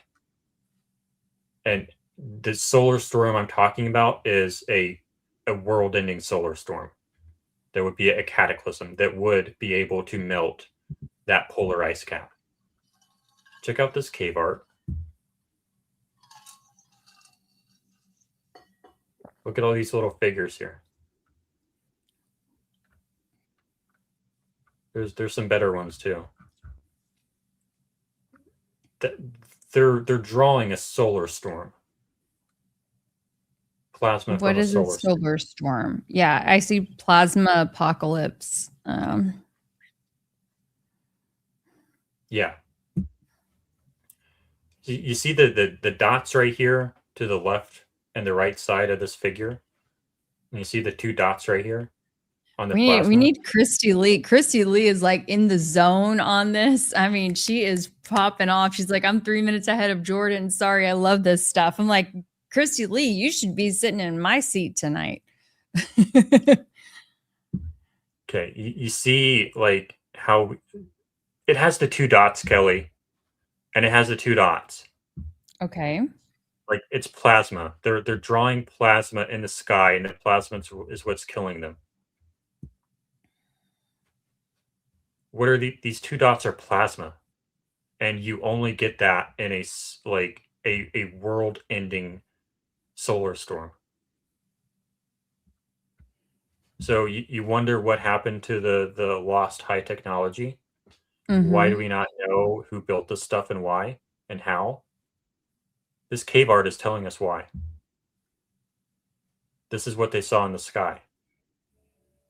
So I know nothing about this plasma apocalypse situation, you guys. So forgive me if I just Find some better sound videos.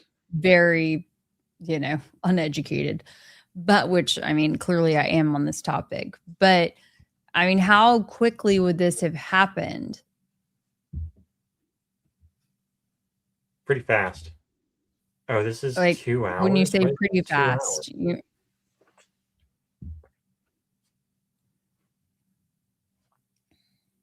I mean, there must have been some time that passed for them to even be able to draw the flares, or not the excuse me, not the flares, but to draw these images in a sustainable way, right?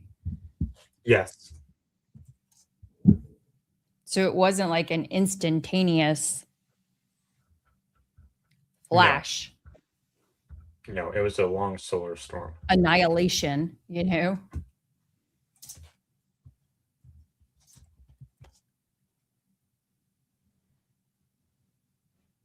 So trying to there's find. some people actually, Jordan, as there's been several people saying this is literally Really? Erica's.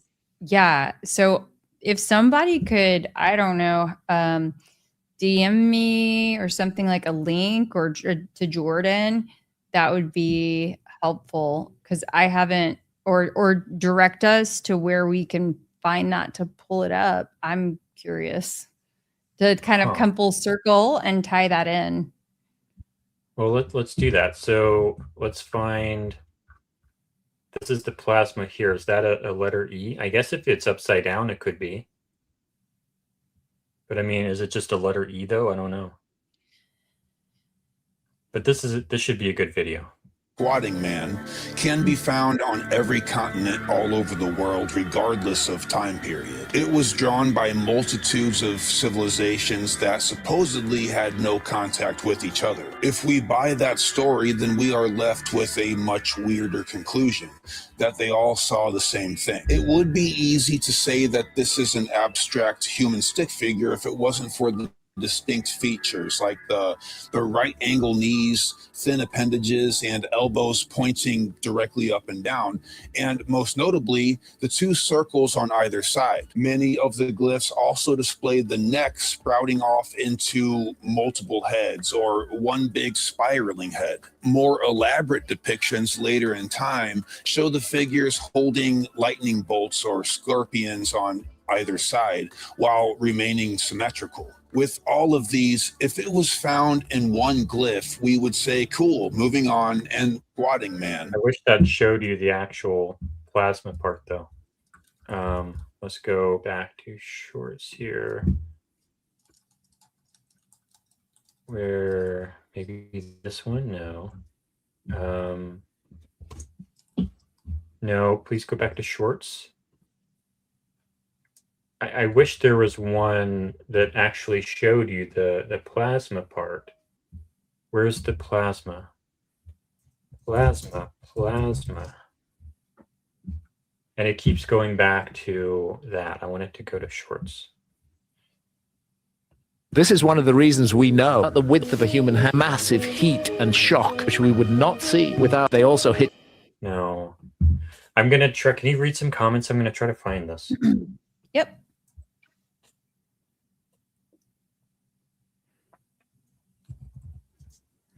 Okay. Thank you, PJ here, H72, for the super chat. We appreciate it. Heroes. Oh man, y'all are gonna make me say this. Aeolipile.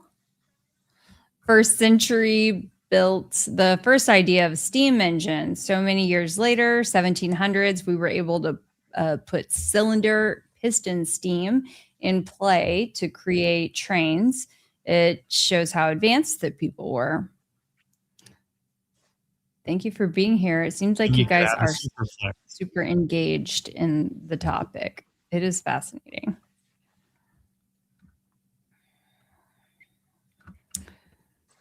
Let's see here.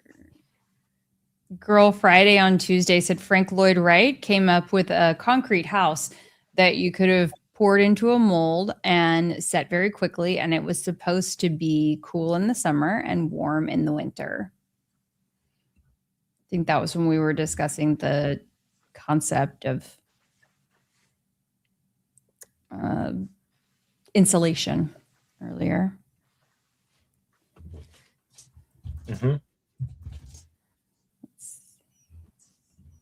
Christy Lee 444. We have been modern humans for 300,000 years. We've destroyed the earth and created AI in less than 1,000. Does seem like we've done quite a number on it.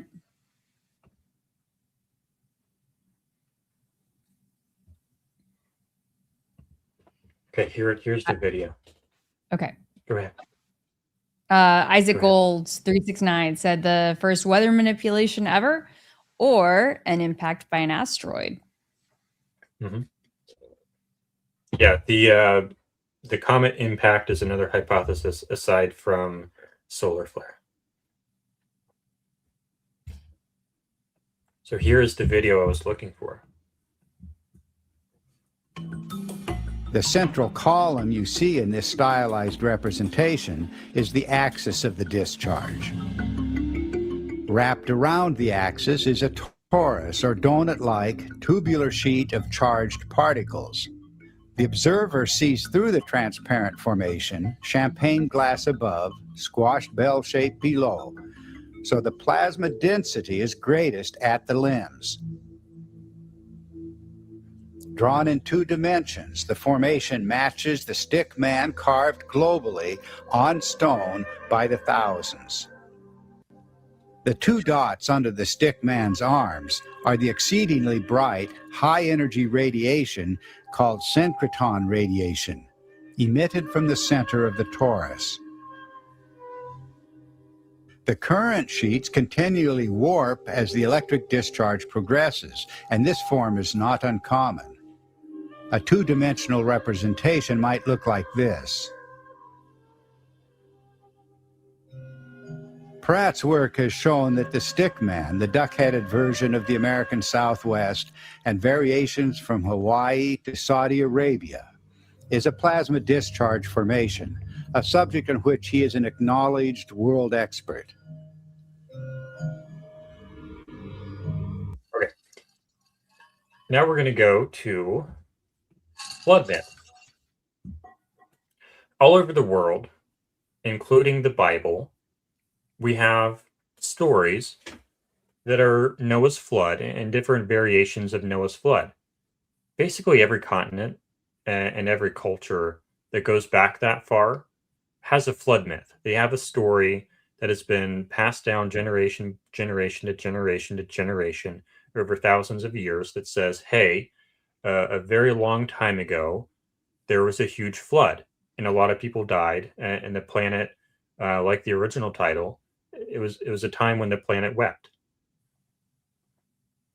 Every culture that goes back that far has a flood myth. What is this image? We have some images. Oh, these are the Erica signatures. Do we want to pull that up now? Sure, I just didn't want to interrupt your flow there. I'm going to finish the flood myths and then we'll go to that. Okay. So every culture, let's read these out. Okay. On the African continent, these are the people who have a flood myth. Kozian, Kwaya, Buti, Maasai, Mandan, Yoruba people, all those people have flood myths. Egypt has a flood myth involving the god Ra, Hathor, Sekhmet. In the Americas, the Algonquian peoples, our Anishinaabe flood myth, Choctaw flood story, Comox people, Cree, Hopi mythology, Inuit, Menominee, Miquak. There's like 20 flood myths from different tribes in North America. Mesoamerica, Aztecs have one, Maya have one. There's 2 in South America, the Canary, Inca, Mapuche, Muisca, Tupi, they all have flood myths. And let's go over to Asia. Eridu, Genesis, Atrahasis, Epic of Gilgamesh, Genesis flood narrative, Abrahamic stuff. China, they have Yu the Great, Nuwa, Great Flood, Li Bing, Li Arang. Iran has one, India has some, Indonesia has them, Japan lacks a major flood myth. Okay, so I guess Japan is the only one. Korea has two, Malaysia has them, the Philippines have them, Thailand has them, Taiwan, Vietnam, Siberia, Europe, ancient Greek flood myths, Baltic area, Veneta, Wise, Leonese, Ireland has one, Welsh.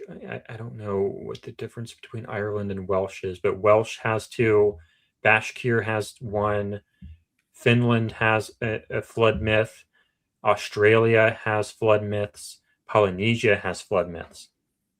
So all over the globe, they all have flood myths, and when you look at the dates, they all go back about 12,000 years ago.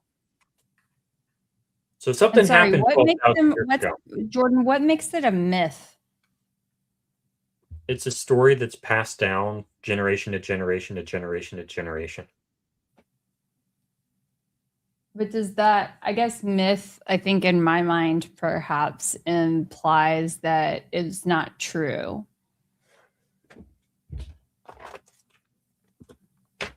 I need a piece of paper. Hold on, I'll be right back. I'll be right back. Okay. And thank you so much to the folks who sent over the Erica signatures. I got a few from Get Crunk, and then I think Christy may have also sent some over to Jordan. So we're going to get that up in just a moment. I'm glad that we were able to tackle a topic that is very different tonight. We have good viewership too.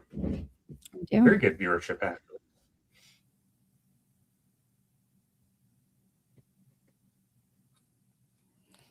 Yeah, some of the folks in the chat said, like, yeah, I think of fairies and leprechauns when I think of myths. Okay. A flood happened. I'm not actually in my studio today. Speaking of myths. Okay. You see my message? This is my message here. For people listening only, let's go back to this view here. For people listening only, I have a message. This is my message that I wrote down on a piece of paper. It says a flood happened. How do I make this message last 12,000 years? Carve it into something really good. They did or that. tell a really big story. Tell a really big story. So if I just put it on paper,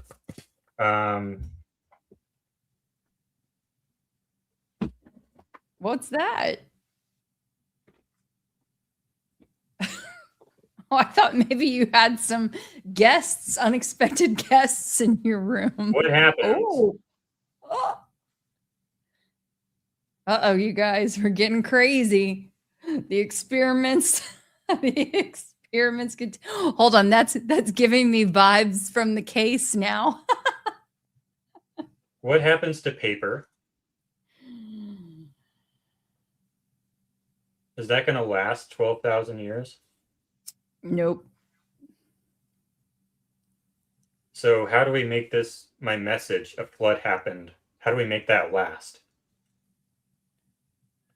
You needed something really sustainable, like a big old story. Like it's going to be passed down from generation to generation.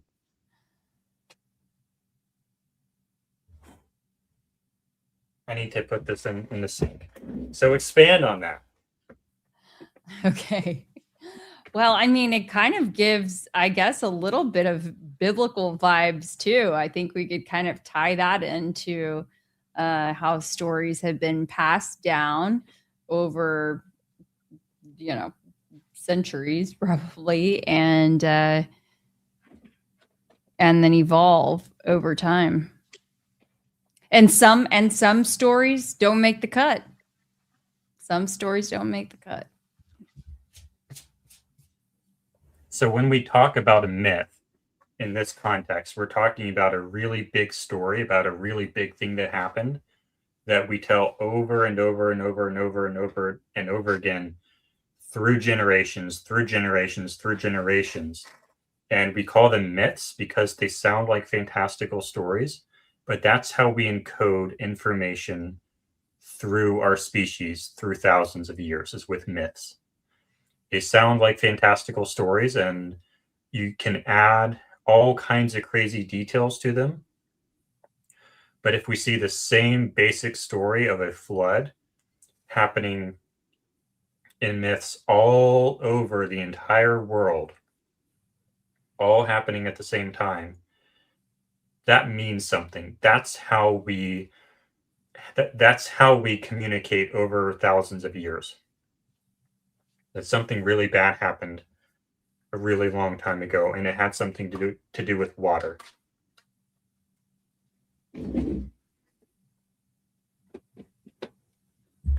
So when we look at Noah's flood, there's like a lot of details in the Noah's flood story that probably aren't true. And then we look at, say, the Australian flood myths. There's probably a lot of details in that myth that aren't true. And you can maybe look at the Polynesian ones, or the Siberian ones, or the Malaysian ones, or the Indian ones, or the South American flood myths. There's going to be a lot of details that are BS and are mythical and are fantastical. But the underlying important bit is there was a flood and a lot of people died, and it was a very big deal. And it was such a big deal that it caused us to tell stories about it every night for a very long time.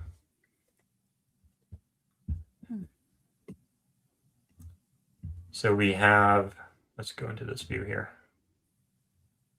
Move stage. What is this? So this is an example of her signature in Is it your phone? 2017. No, that's not my phone. Oh, of course it's No. not your phone. You know why? Because it has actually charge on the battery. Yeah. Yeah. Yep. All right. So what is this? Okay, so that's her signature in 2017. Okay. And then this is a more recent signature that would be her, that would probably look closer to the imagery you were showing earlier. Is that intentionally crossed out? It's strange. I feel like that's like a mistake. Is that Well, her that's what actual- went out to like everybody. And then this one was, I think it may be in between. I had received these from Get Crunk. So maybe if Get Crunk wants to like weigh in a little bit more on the times with the I Am Erica Kirk one. But let's see. I asked my mom because she recently got a letter from TPUSA as well. But I think it's this most recent. I think it's this is the most recent iteration of her signature. I mean, I don't know, like who even signs something in print like that when every letter like basically is in all caps? I don't know, it's kind of weird.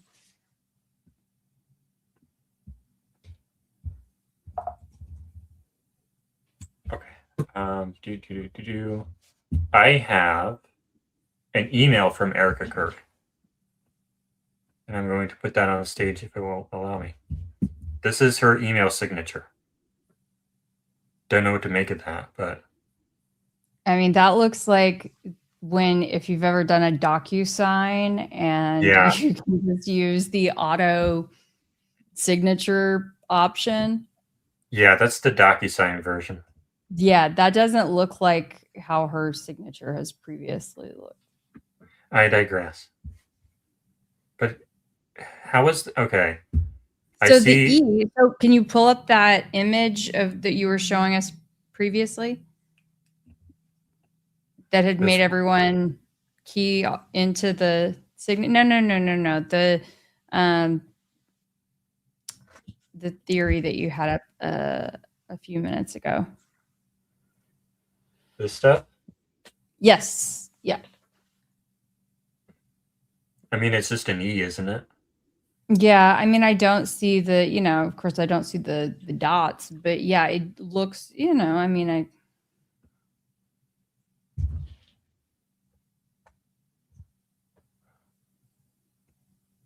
her middle name is Lane, for those that were asking. Lane. I wonder if she But knows how to then she spell. also, her maiden name is France Faye. How do I rotate this? Rotate left. Muhahaha. Check that out. Wow. Got the skills. It would have taken me like 20 minutes to do that. And can maybe even do this. Christy might have also texted you an example, so I don't know if it's the same example that we've shown already, Jordan, but I want to check.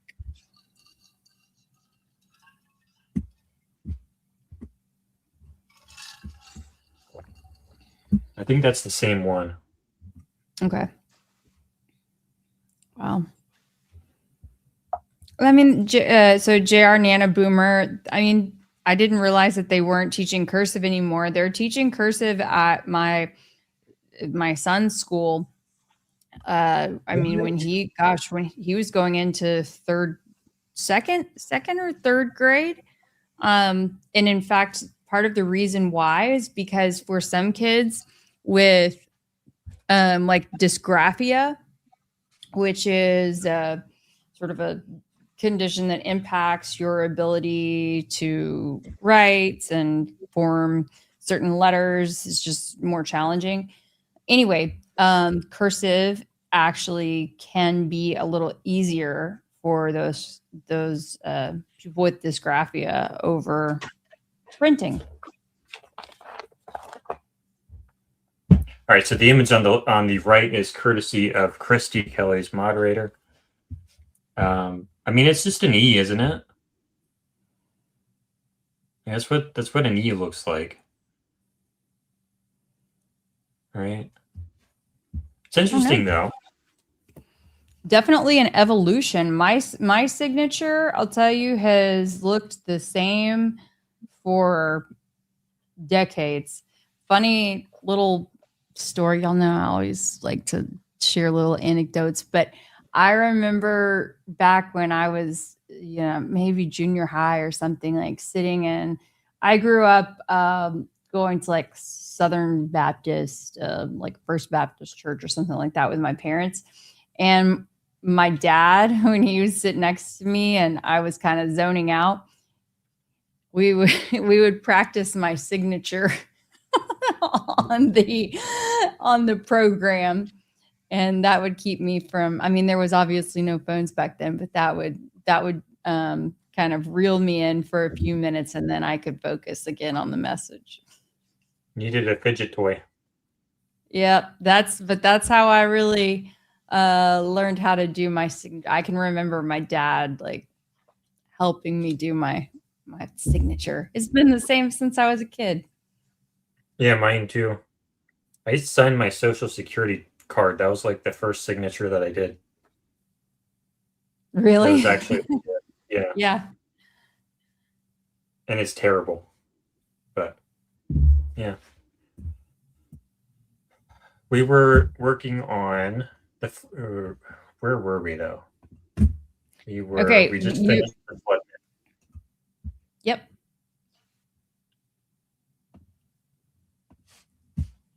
List of flood myths. Okay, and then we talked about what a myth was. That's right. And then I burned the paper. Okay, so now I pulled up Göbekli Tepe in Turkey. Göbekli Tepe is a relatively newly excavated site that, and I'm going to show you a video of it. This is like an artist's reconstruction of what it would have looked like in the day. This is Göbekli Tepe. This is like dated to 12.9 thousand years ago ish. This structure here.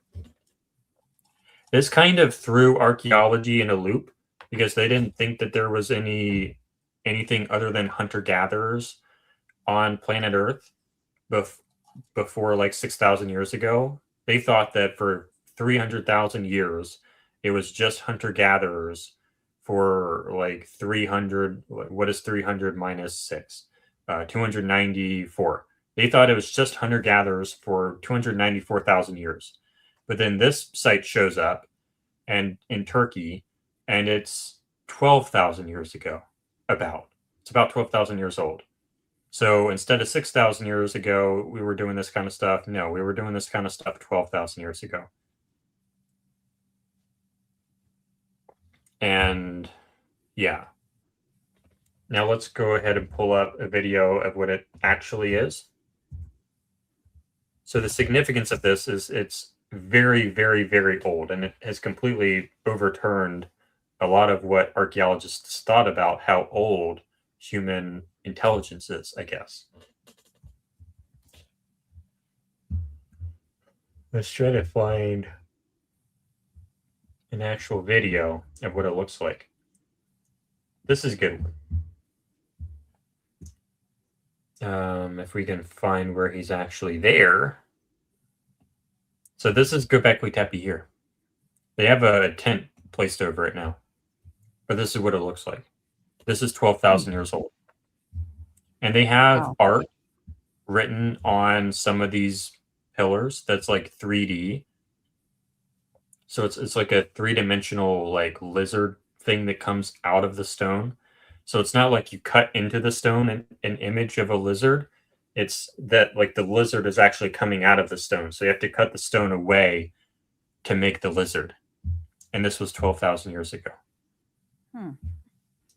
And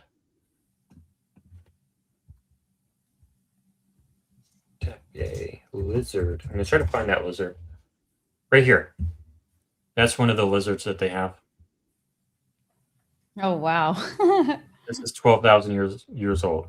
So that's what was happening like right after the flood. Someone mentioned the scablands. We're going to go into that now. But, you know, there were floods in North America not that long ago. So there were floods. You can look up the Missoula floods 15,000 to 13,000 years ago. And the Kwakwaka'wakw people have probably been on the West Coast for something like 13 to 14,000 years. So, and, you know,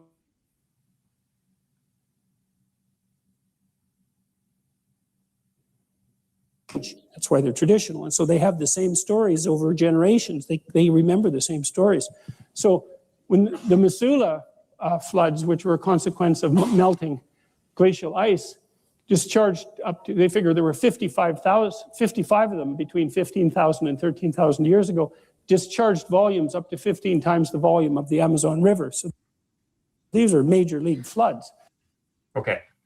And if you guys watched our episode like 2 or 3 weeks ago, we did the Texas floods. That was a pretty big flood, but this was, but this dwarfs that flood. This is like a way bigger flood than that. But I should bring up that video though that we brought up in that one. But first, I'm going to show this video. Maybe Kelly can send me that video because I don't remember what that's called. Yeah, but I think Kelly left. It's definitely a river.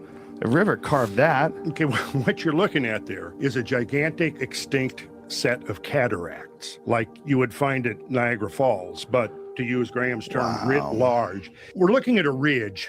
We're looking east. The tsunami wave that swept down over these 4 states, one branch of it swept off to the west. This particular branch of it was 400 feet deep when it hit this ridge. And what it did was it spilled over the ridge, and down here in the foreground, you see the modern-day Columbia River.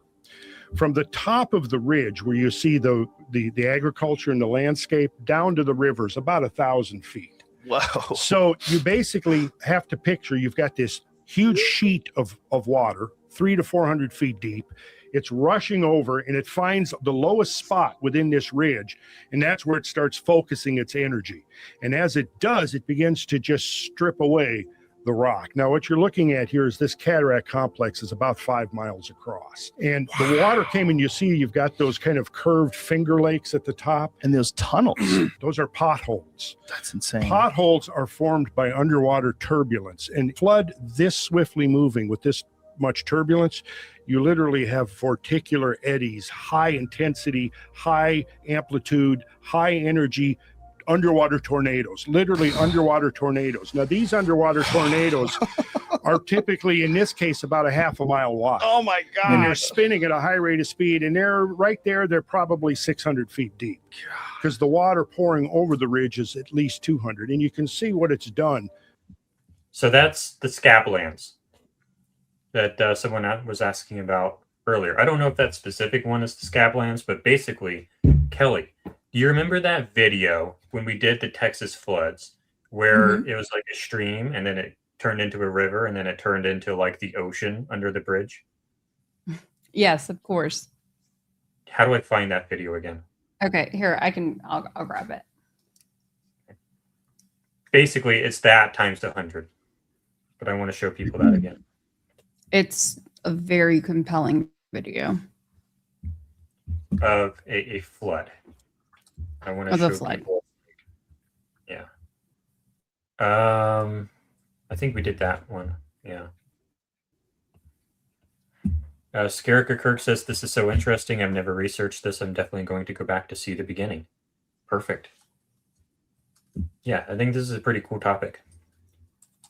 Y'all, I'm a big fan of both of y'all. I love the balance of Keli Street Smart with a tad of... Do you have your thing?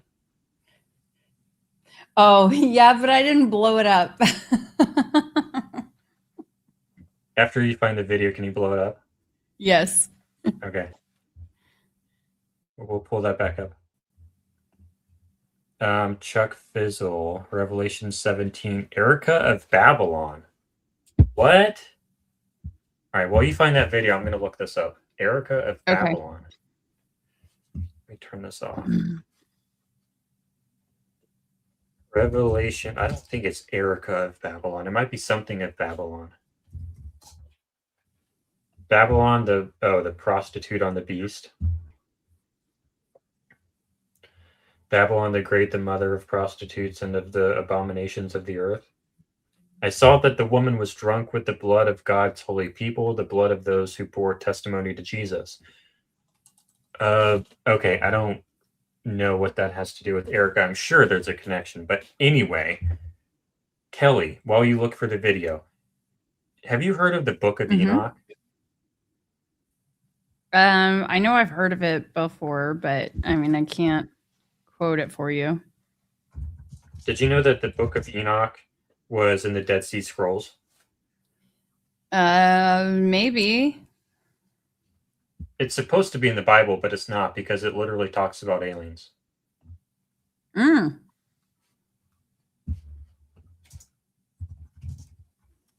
And like literally the only reason, like it's supposed to be in the Bible.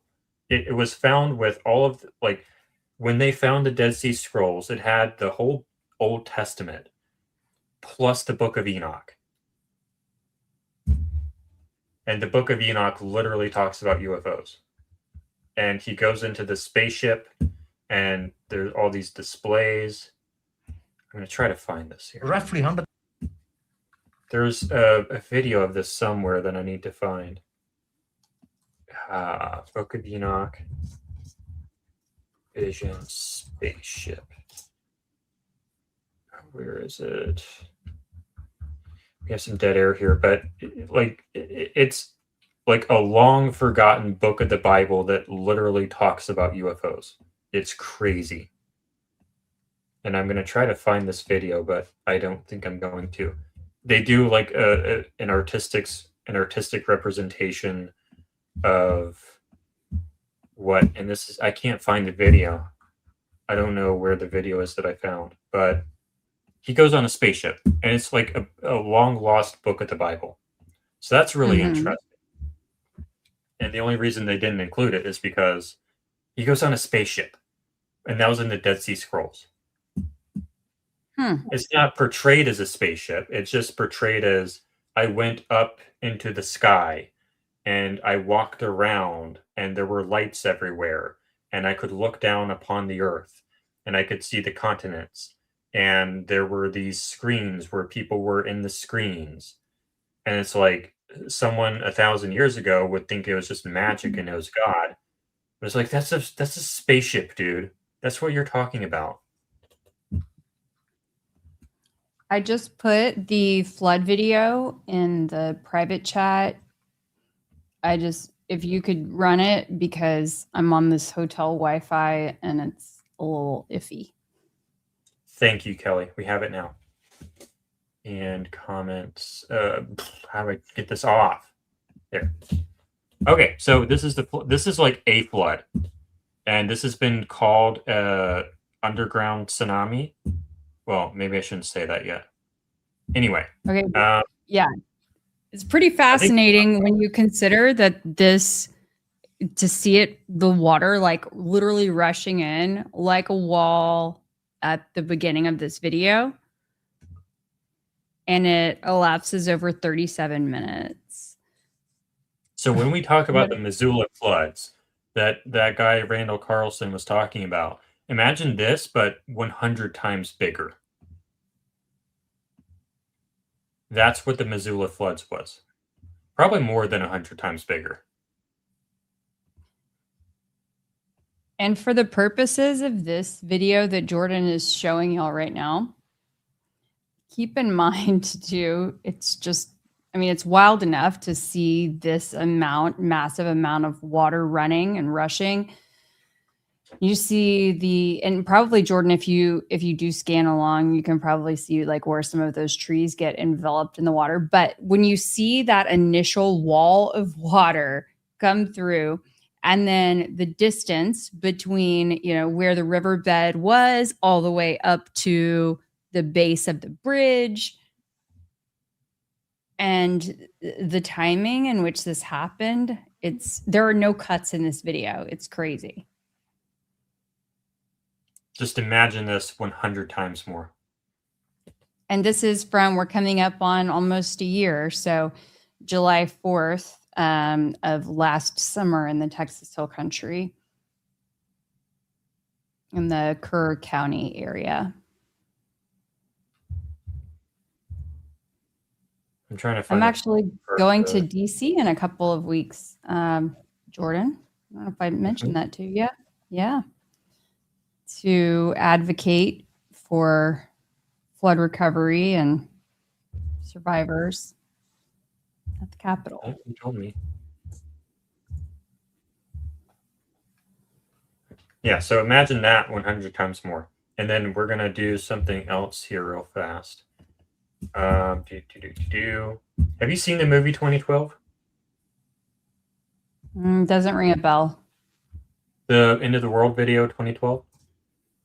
Mm-mm. You haven't seen that? No.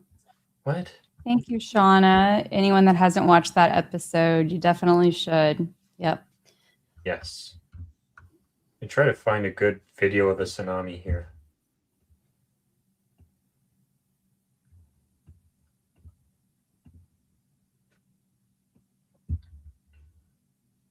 I don't know if I can find one though.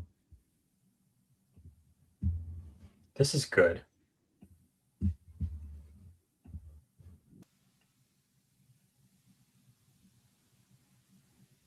So imagine this just 100 times more. Probably like more than 100 times more. So like when we're talking about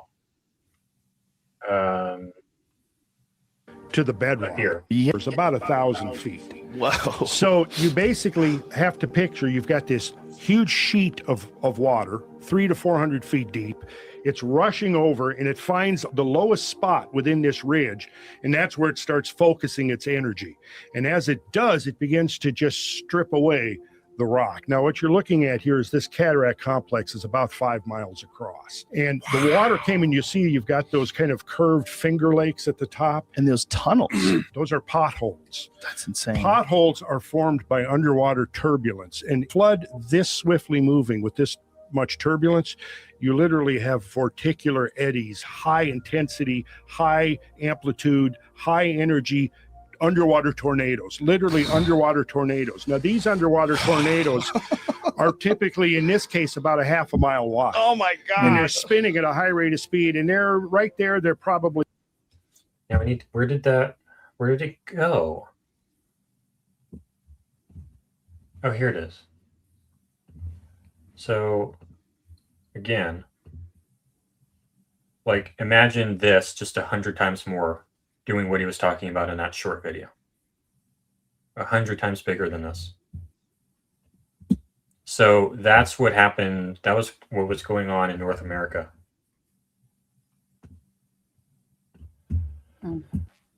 And that was because, can I turn this off here?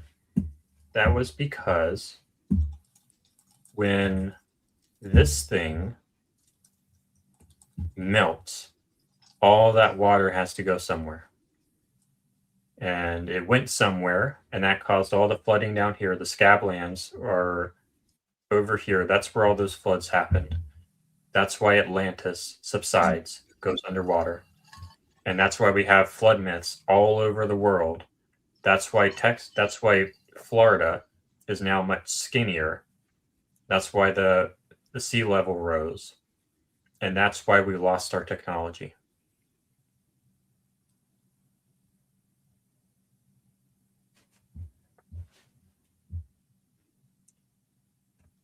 So we have to try to remember. And we have to remember that our civilization is not invincible. It can be taken away from us. And bad things can happen to this planet. And it's not stable. It's not as stable as we might think it is. And I think this,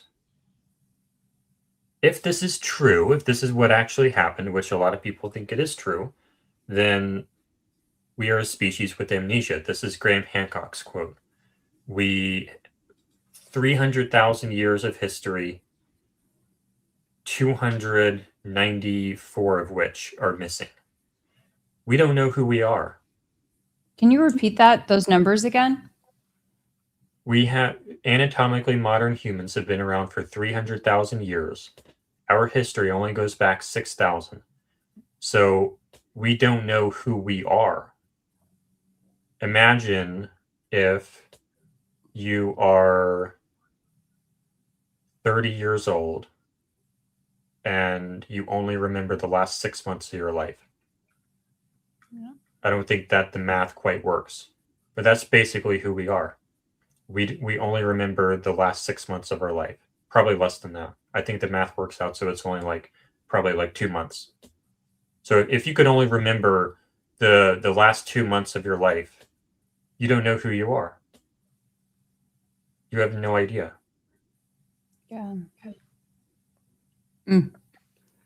I wanted to mention a couple of fast facts that I thought were really interesting when we think about all of that water. And I know that there's no way to even remotely comprehend the volume of water that you're talking about, Jordan. But if we're thinking about the Texas Hill Country floods from last year, so meteorologists estimated that roughly 3 trillion gallons of water moved down the Guadalupe River system during that flood wave. Now that volume has been compared to about the total water used in the United States in a year. Wow. Roughly 1.5 million Olympic-sized swimming pools,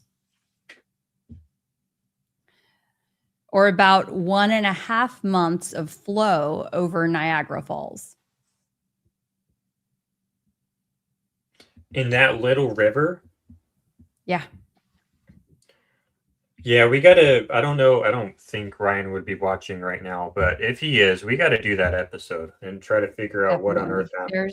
He sent There's me a lot of so stuff. much to investigate. There's so much to investigate on the issue, and He sent me like a bunch of stuff that I have to read that I haven't read yet. That is going to maybe enlighten me a little bit more, and we're going to have to do an episode. I'm not actually in the studio right now. I'm pretending to be, but so I can't touch the aquarium. But over there in the actual studio, I can't touch it. I should be touching it right now, but I can't touch it. It's a big background. But the aquarium right there, I'm going to use to try to reproduce something that's sort of kind of like this tsunami theory that might explain what happened with the floods, maybe. Because this is try and prove it. What I do with the Charlie Kirk case is I reproduce, we make a claim, we make a hypothesis. I think this is what happened to Charlie Kirk. And then I go out into the field and I try to reproduce, I try to demonstrate and show that my theory actually can reproduce what we observe.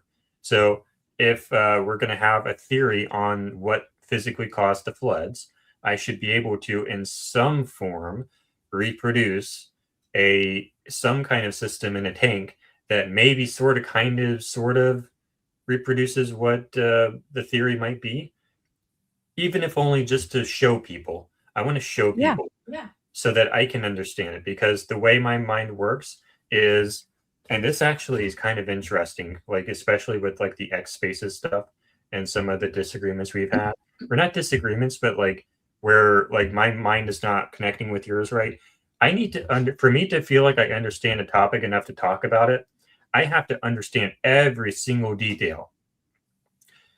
That's why I ask so many questions about things. And like, for example, on spaces a little while ago with like the Corby Hall stuff, I have to understand every single little detail of this theory for me to feel like I understand any of it at all. But then other people are like, I don't need to understand every little detail. It's like this little idea here, that little idea there, I'm good.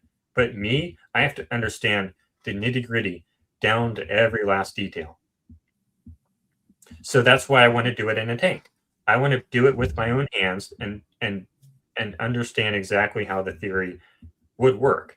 And who knows, maybe the theory will not work, and it'll be like John Bray's theory, where it's like, wait a second, we're breaking like all the laws of physics here, something's wrong. Or it might be like my theory that actually works, like the CO2 pendant gun or the elastic theory from Paul, and it'll be like, wait, this might actually work. We should pursue this further. So anyway, I'm going to read some comments.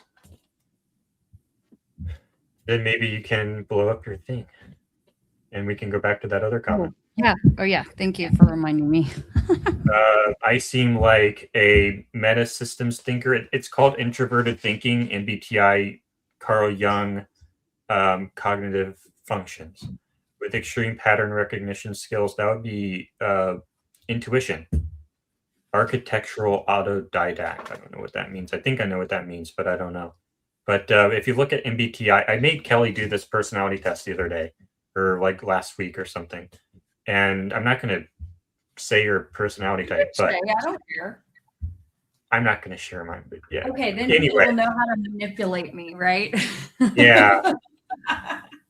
But anyway, I think she uses extroverted thinking, and I think I know that I use introverted thinking, and introverted thinking is the one where you have to understand every single detail of something for you to feel like you know it. All right, so we have another super chat here. Enjoyed this, fewer questions and more explaining. I don't know what they're saying there. INFP, ENFP split here.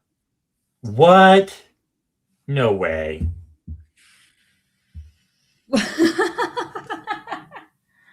Wow. Makes sense. Okay. Did they have a drought before? That would harden the ground a lot. In Texas, I don't know if they had a drought, but Ryan Logue, the guy we had on the show a couple weeks ago, he has a lot of information on some stuff. I don't think it's because of a drought. I think it's because of some other stuff, at least according to his theory. But also there's like really interesting kinds of there's a lot of limestone. There's interesting kinds of rock, and the I guess the geography there in some of these spots is like very straight up and down, and almost like this canyon-ish situation in some spots. Anyway, it's just wild. And then how the storm sat and just dumped water. I mean, there's a lot to what happened. Jack Delaney says the movie 2012 is good. Makes me wonder how much of it could actually happen now with the craziness of how our weather changes, especially the last couple of years. Yeah, hopefully we don't cause that to happen.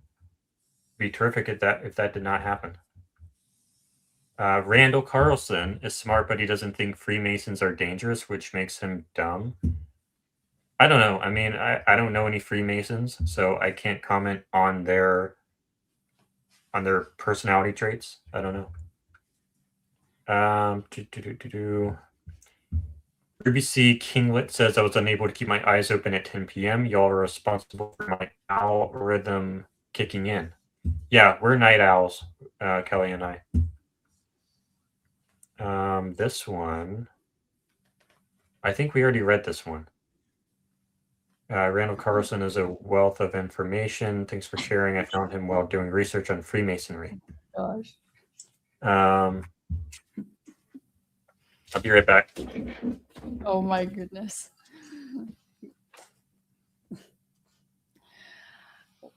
Well, while Jordan has stepped away, just want to remind any of the folks that are new to the chat, new to the stream, please make sure that you are subscribed to Try and Prove It, to Jordan Henshaw, to Keli Rabon, and have those notifications turned on. But you can count on seeing us every Thursday night at 9 p.m. Central, 10 p.m. Where was Eastern. that comment? Make sure to find that comment again. Is this it? Yeah, here's the comment. So I'm the wrench. Wait, hold on. Here's our logo here. So I have the wrench. Wait. I'm going to have to get up. Do you understand how huge this? No. This is ridiculous, Jordan. Oh my God.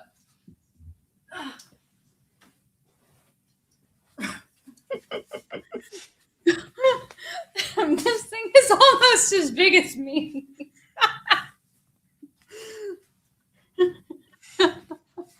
So yeah, the magnifying glass, the investigator. Because last time There we go. Last time I had my wrench and then she didn't have a magnifying glass. So I Amazoned her a magnifying glass and I'm like, my wrench is really big. So I wonder what the biggest magnifying glass is I can buy. Oh my And it turns out that's the biggest magnifying glass they have. You guys, like,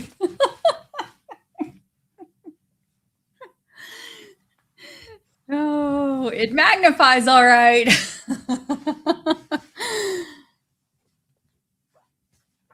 Yep. All right. Let me look at my plan here. We're almost at 3 hours. We did a full show. We did. Anybody have any questions? Any other pressing questions? Oh, I did see someone ask about how they could find out in their case about how much rain they received during Hurricane Sandy. And so I do think that there are, some, I don't know what the best tools are for going back and looking at your specific zip code, but I mean, zip code or address, but I What do about her? believe that that information definitely exists. I mean, I was using, I knew that I had heard those sort of fast facts throughout like the legislature and different meteorologists that there's like one, Oh, I before. mean, multiple meteorologists that had spoken about it. I mean, I've lived this stuff for almost a year. So I just couldn't remember them off the top of my head. So I used Perplexity AI to help jog my memory. But yeah, you could definitely track down that information. Mm-hmm. And then I think I'm not going to try to pronounce that, but they say, I think the obvious answer as to why the government is no longer trying to slow down climate change is that something very bad is coming. I suspect an asteroid collision with Earth is coming. I hope not. This is not a doom and gloom channel. It's very rare for something like that to happen. But I think, okay, this is interesting. There was a mission that NASA did with SpaceX where they looked at a comet or an asteroid or something, and they changed its trajectory so that if it were pointed towards Earth, it would no longer be pointed towards Earth, and it worked. So we actually do have a planetary defense system. So for context, though, there is the impact hypothesis. What I presented tonight was basically the solar storm theory as for why all of the ice would melt so suddenly. But that's not the only theory. The other theory is that there was an asteroid impact or a comet impact on that polar ice sheet, and that's what caused it to melt so fast. That's one of the other theories. That's one of the leading theories. There's some problems with that theory, but that's a whole debate in and of itself. But the interesting thing is the Taurid meteor stream. We go through it twice a year, one in June, actually. Hold up. Are we actually going through the Taurids soon? I think we might be. When is the Taurid meteor stream? So a lot of people think that the Taurid meteor stream is what actually caused the ice to melt and caused this cataclysm. We interacted with a much larger chunk of it, but it's still active. Like we still go through it twice a year. So it's the southern Taurids and the northern Taurids. The southern is mid-September through mid-November, and then the northern is mid-October through early December. So that's a meteor stream. So if you go, what it is, it's a broken up comet, and it's a trail of comet debris, and we go through it. So that causes a lot of shooting stars during that time period. But in the past, it might have been much larger, and that could potentially be why the ice melted and we had the cataclysm. Randall is also amazing for learning sacred geometry. Yes, that's another big thing that he does. Okay, Crunkton, listen, if you want to do more research on Freemasonry, Scott Walter does phenomenal work. I've read most of his books and spoken with him. He's fascinating. Yeah, maybe we can look in. There's a lot of people talking about Freemasonry. I'm not really sure why, but that's definitely something we can look Probably into. my people. They're my people. Yeah. This is your person who cares very much about you. Oh, yes. Yeah. Thank you, Christy. And shout out to Christy for being one of my mods. She's amazing, and I'm so thankful for her. No, I ordered the magnifying glass off Amazon to send to Keli as a joke.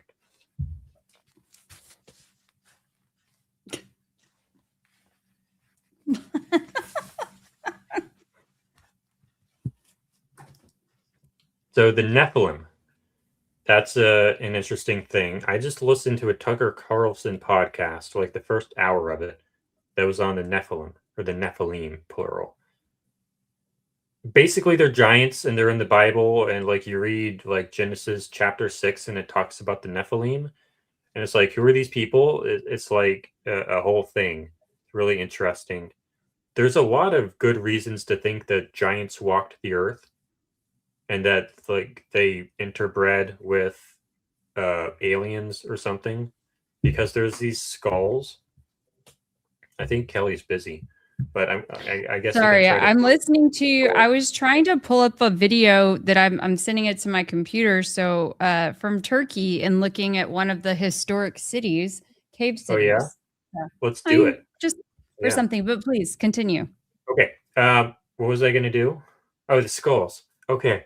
Elongated. Have you heard about the elongated skulls, Kelly? Sounds like something I might have seen in a museum. Okay. What is the But I'm not sure. thing that's called? What is the thing called? Oh boy, artificial cranial deformation. What is the thing called? All right, here we go. Images. There's much better versions. Keep talking, Jordan. We want your take on this. All right. Elongated skulls. They go back for a while.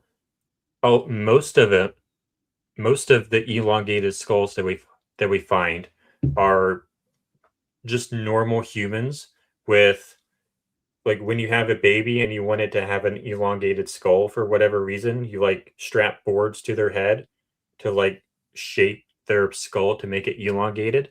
That explains most of them. But there's other ones where like the inner volume of the head is like more. And there's another thing here.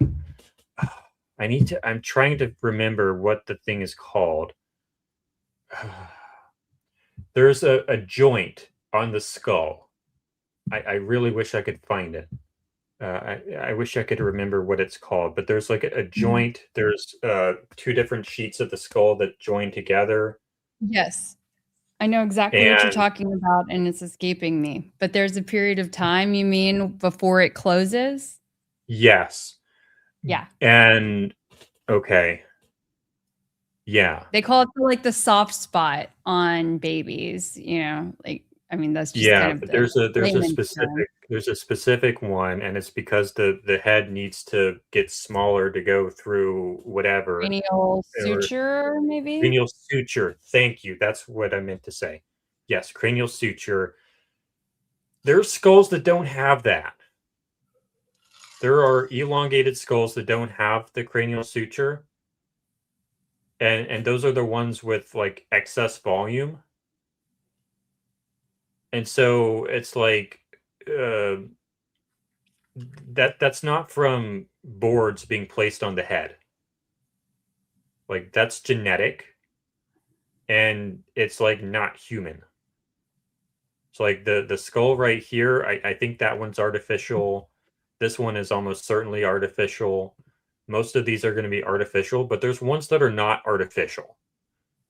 There are people who are born like that, and they shouldn't be able to fit.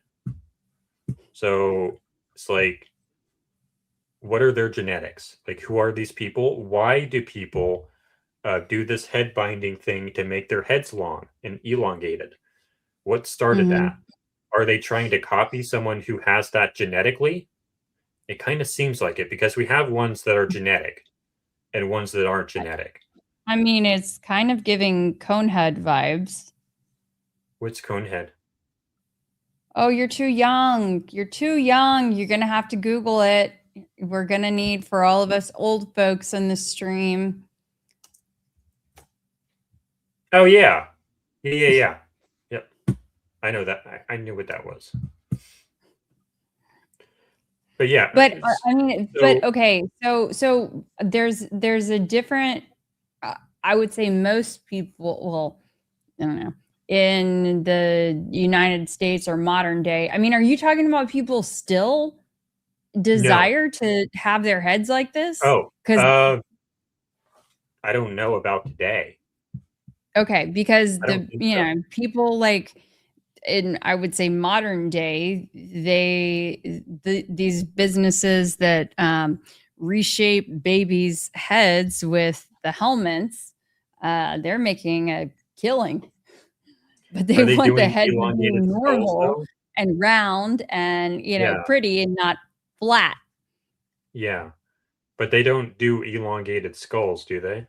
Not as far as I know. That may be the off-label. You may have to have a special a special referral to get into that business. What was that thing called again? No, um, you The put the cranial, comment up. not the cranial suture. Cranial suture. Cranial suture. Mm-hmm.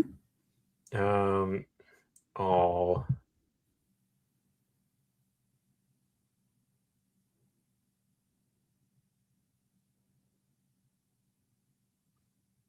no, there's another one that I'm looking for. Oh, okay. No, I'm talking to Google. Got it. I don't want that one. But there's two different ones that are like artificial, and then there's ones that appear to be genetic. And the genetic ones are tied to, by some people, to the Nephilim. Some people think it has something to do with giants. And there's a lot of reports of people finding giant skeletons, and they send it to the Smithsonian, and they disappear inside the Smithsonian. There's a lot of reports about that. I'll even show you a really good video on that. The Y-Files, giants.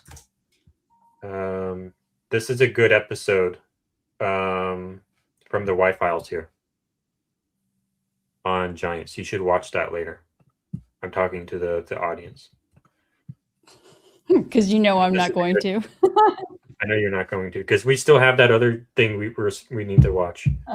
It's more important than this, but this is a good. Dang, dude. Oh, I had to pull this one up. Thank you so much, Veil Jumper 9225. Kelly, you could talk about anything. As long as I could see your beauty, I would listen forever. Thank you. Thank you. I'll take that compliment this evening. So some people think that there are skeletons that have been found that are this big. So that's pretty interesting. And like the Smithsonian has all of them. And there's like 1,000 reports, and there's like all these newspaper articles about them, and they all get covered up and hidden. But there's like passages in the Bible, genetically born with an elongated head, yes. And that's where giants come in. I don't think they had C-section back then. Or at least I mean, look, I'm sure they would do whatever means necessary, hopefully, right? But no, to get the baby out. The idea is and thank you, Sticky Icky Liberty. The idea is that the woman was a giant. And if you're a giant, then other body parts are going to be big, and that's how the head fits through. So that's the idea there. But anyway. Bijou, Cassell 4587. Yes, we called it GT, gifted and talented, at my school. So remember the GATE program, remember the advanced CIA classes being tested by the government with ear sounds on the headsets, the pink fluoride liquid. Do you remember the basically almost, I think about it like a FEMA trailer, but were your classes in like a trailer on campus? Mine were. Was it this stuff? I don't know. I think I blocked out that part. Because we were talking about that like a while ago. I don't remember a lot of my childhood, but I would like to have some of my gifted and talented classmates. I mean, I went to a very small school and grew up in a very small town. And so anyway, I still have contact or would be able to reach some of my GT classmates. And I think it would make for an incredible stream to just compare stories and what we remember about that, and like I want to the know what that research. pink liquid was, because I literally went to the store to buy this to taste it, and it's not this. Well, I don't know if I remember the same thing y'all remember, but I remember some kind of pink liquid, and it had a really distinct taste. I don't remember what the context of it was, but there's some kind of pink liquid that I definitely remember. I don't know though. Yep, we've got a lot of gate kids, We need to figure GT this out. kids.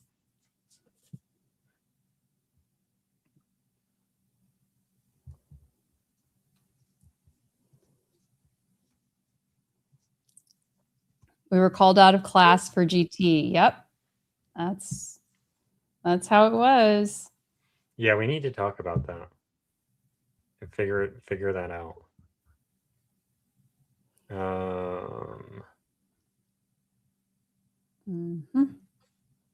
And interestingly, I don't know if it meant anything or not, but our GT class was very close to the nurse's office. So I don't know if I just really think I blocked out that part. If we did have the pink stuff, I don't know, but I do remember the headphones, the hearing thing.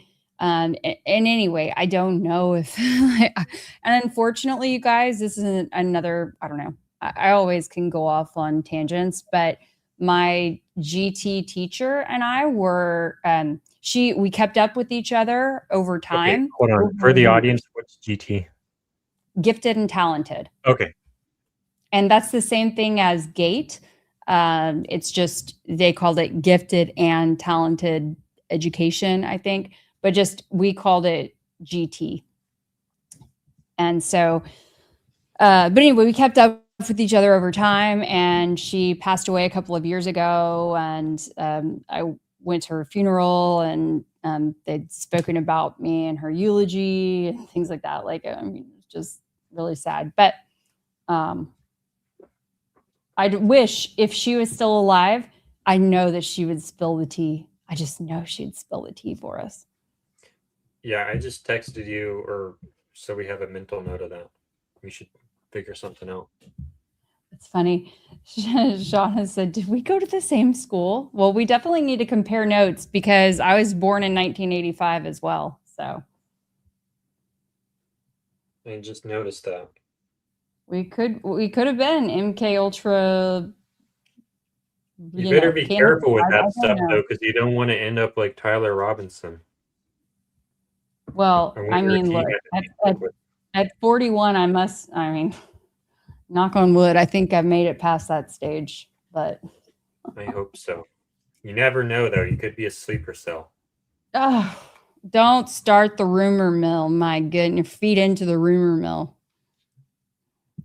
We have this one here. If there was a way to speed up our orbit, I guess of the planet's orbit around the sun, and change our magnetic field faster, would we do it just to make sure Apophis hits?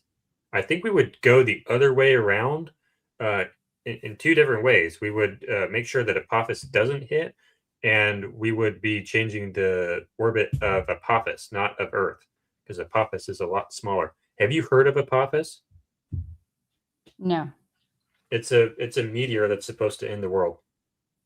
Or not a meteor, it's an asteroid or comet or something. But it's supposed to miss us. But if it were headed our direction, if it were going to come in for a hit, we would be able to move it, because we demonstrated that we can do that now. So that's pretty cool.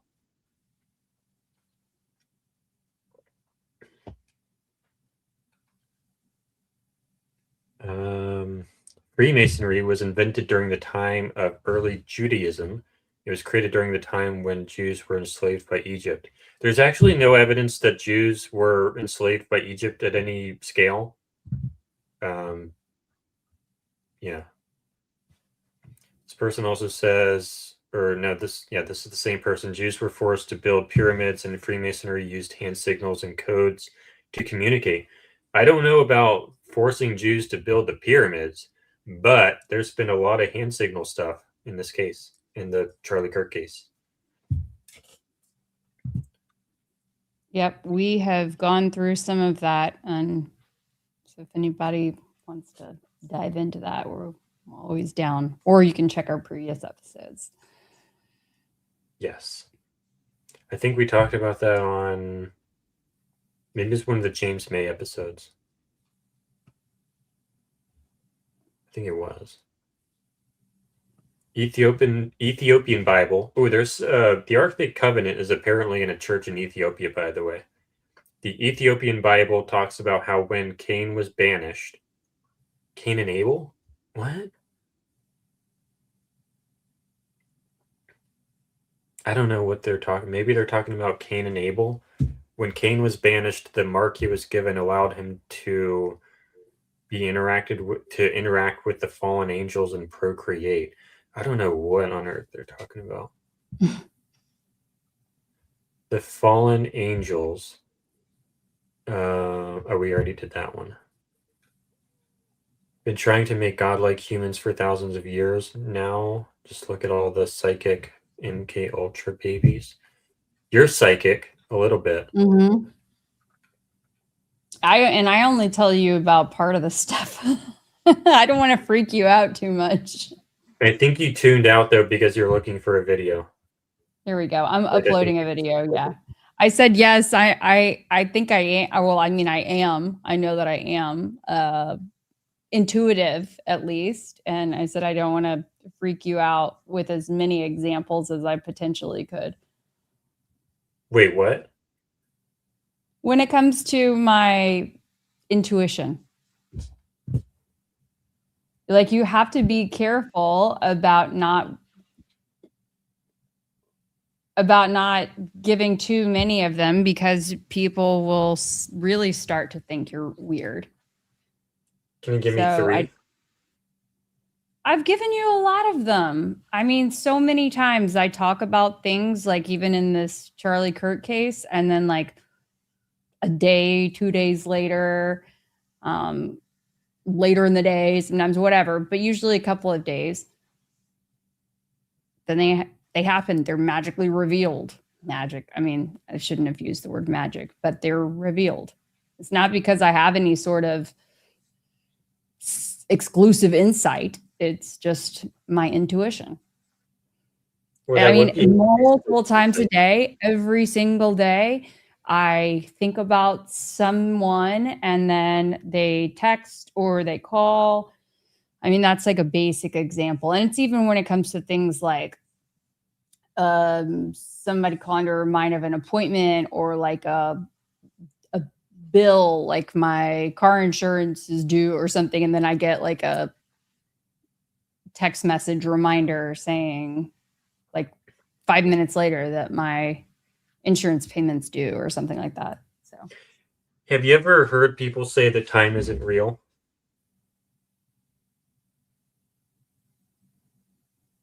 I mean, I've heard people say that, but I don't know. Sometimes it seems like time isn't real. Like it's not linear. It's not real. So Yeah. maybe that explains some of it.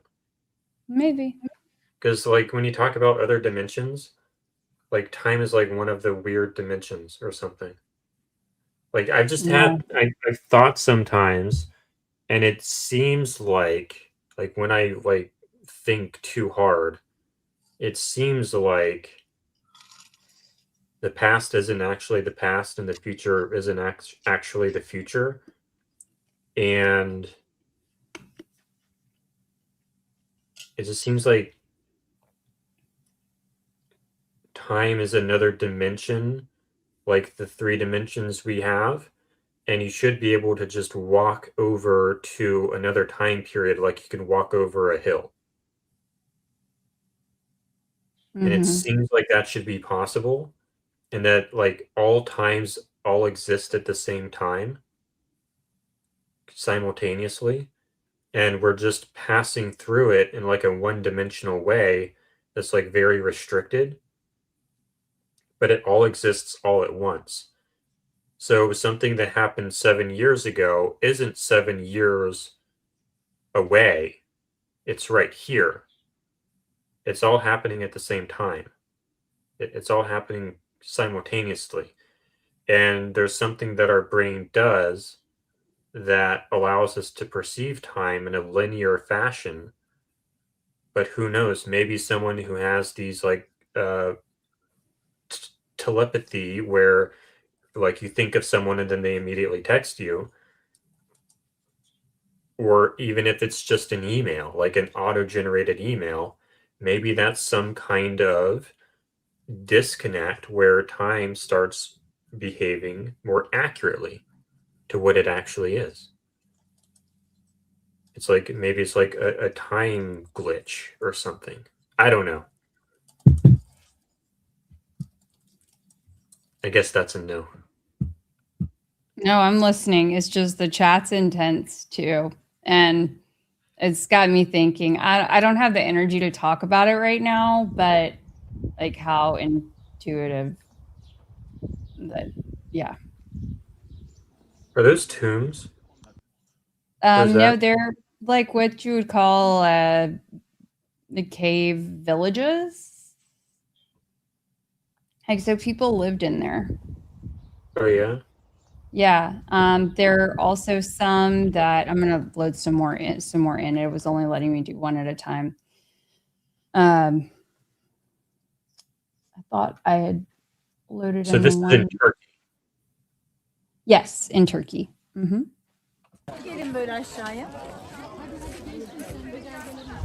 Yeah, that's pretty cool.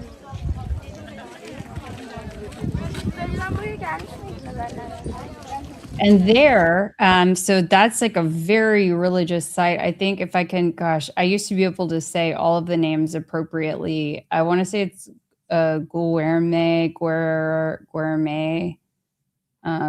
That's how you say it, but it's like Goerme,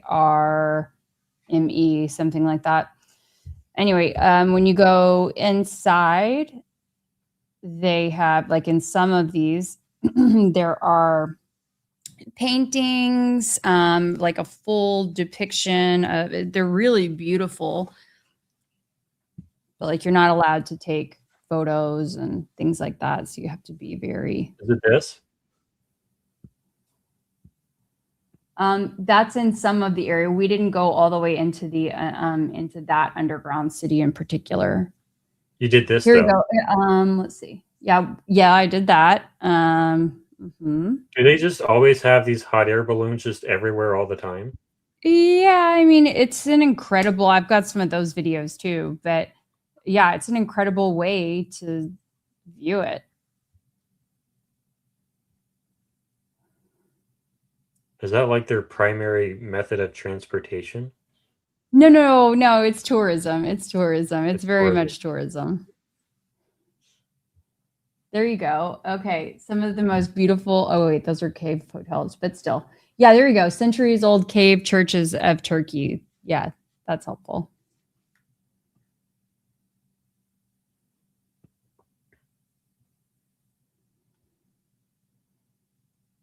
I mean, look at that. To see the scope, it's incredible. Here, there's one more video I'll throw in there too. Do you know can what keep kind of playing rock that is? God, I don't remember. Ever made by somebody running for Colorado governor in recent history. You claim that you've been all around the world into Gaza during the war with Israel. Prove it to anyone. But you're talking to voters now. How should Wait, why are you? Can we back up to her for 1 second? Please answer the question. Wait, hold on. Why are you jumping through this? There's so much good stuff in this. But wait. Military airstrike that killed 70 ISIS fighters. That you were the first American in Gaza during the war. Go back with a little Israel. bit. Go back. You got to go back. Go back. Unlike any. Not all the way. You were to right. Okay. Colorado governor. Not going to make a lick of difference. You don't need to prove it to anyone. Had an extraordinary life. Jordan, pause. Oh my God, is there a delay? Border and made them pay a price. That you as a civilian called in a U.S. military airstrike that killed 70 fighters. Stop. What? You have to start at the beginning of the question so we can hear the whole part. Okay. Well, I rewinded it to the beginning, and then he said not to the beginning. No. Okay.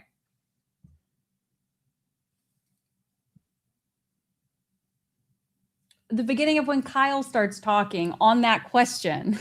I can't tell because it's so tiny on my screen. I can't see how far you're going back, but I'm just like claims that are unlike any ever made by somebody running for Colorado governor.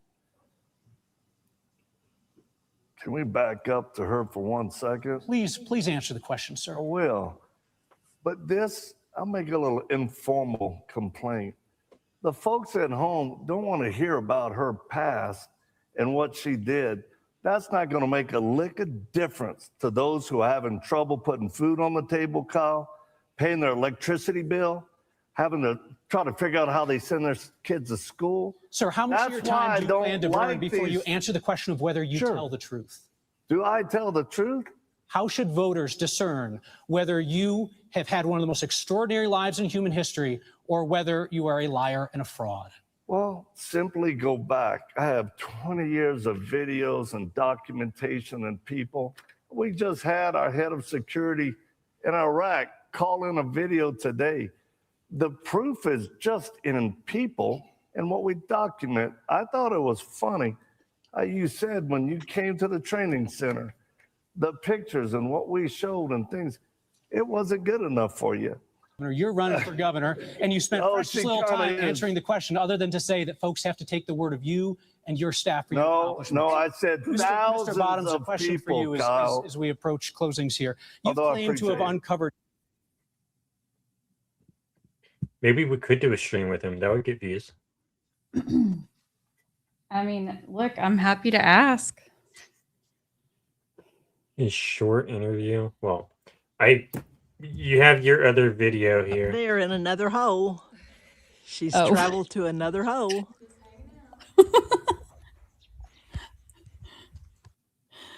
Oh gosh. Oh no, I was just climbing around, but that's like interesting perspective. I that have you? video from yeah, that was me. That's me. That's my mom talking on the recording. Do you have video from inside there? I do, yeah. Yeah.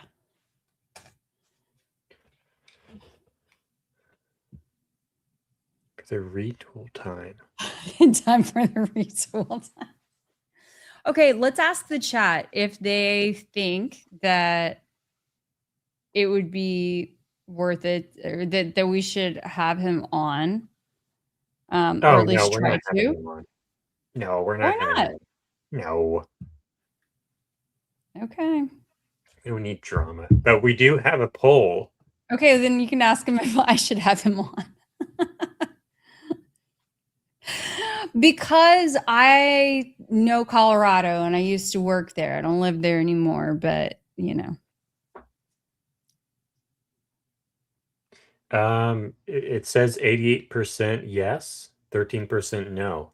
So I guess a lot of people already know about 12.9 thousand years ago. Wow. That's pretty cool. What other Okay, poll they should said we no, do? no. He's trouble. Huh? Yeah, no. Okay, guys, no fun. You're no fun. Y'all know I like trouble. See, that's also the yin and yang between Jordan and I. What is? That, you know, that I'm looking for trouble sometimes. Oh yeah. Oh yeah. I know. But anyway. What other poll should we do? Maybe a vote on if I proved my assertion Oh, tonight? there we go. Okay, yeah, absolutely.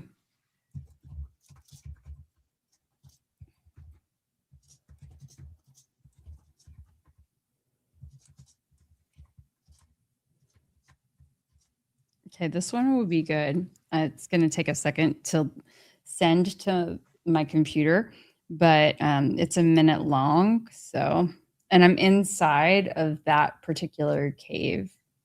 Oh yeah. Yep. It was the most amazing trip. It was so cool. Have I proved my assertion that we have forgotten a massive chunk of human history? Type 1 or 2 in the chat. 1 for yes, 2 for no. Let's see how I did.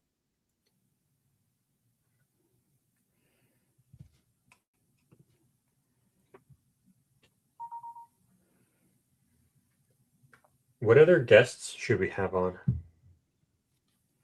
I'm just going to answer this question in the meantime. Sorry, I'll put it back up in just a second. But do you have distinct memories of leaving your body? I don't know about astral projecting. You'll have to explain to me what that is. But yes. Okay. I do and have, and I guess I chalk it up to being really good at dissociating as a what would you say, trauma response or defense mechanism or adaptability over time. I'm not saying that it's good. I'm not saying I'm proud of it. I'm just saying I think it's a talent of sorts. That astral projection is, near-death experiences. Yes, dissociation is a skill. Thank you. See, we see eye to eye. Not when you say that, oh, I have dissociation, so I should go and seek out trauma because I have a shield. No, I didn't say I'm seeking out trauma because of that. I'm saying that it is a way that I dissociate when I am, when I need to deal with something. That's all.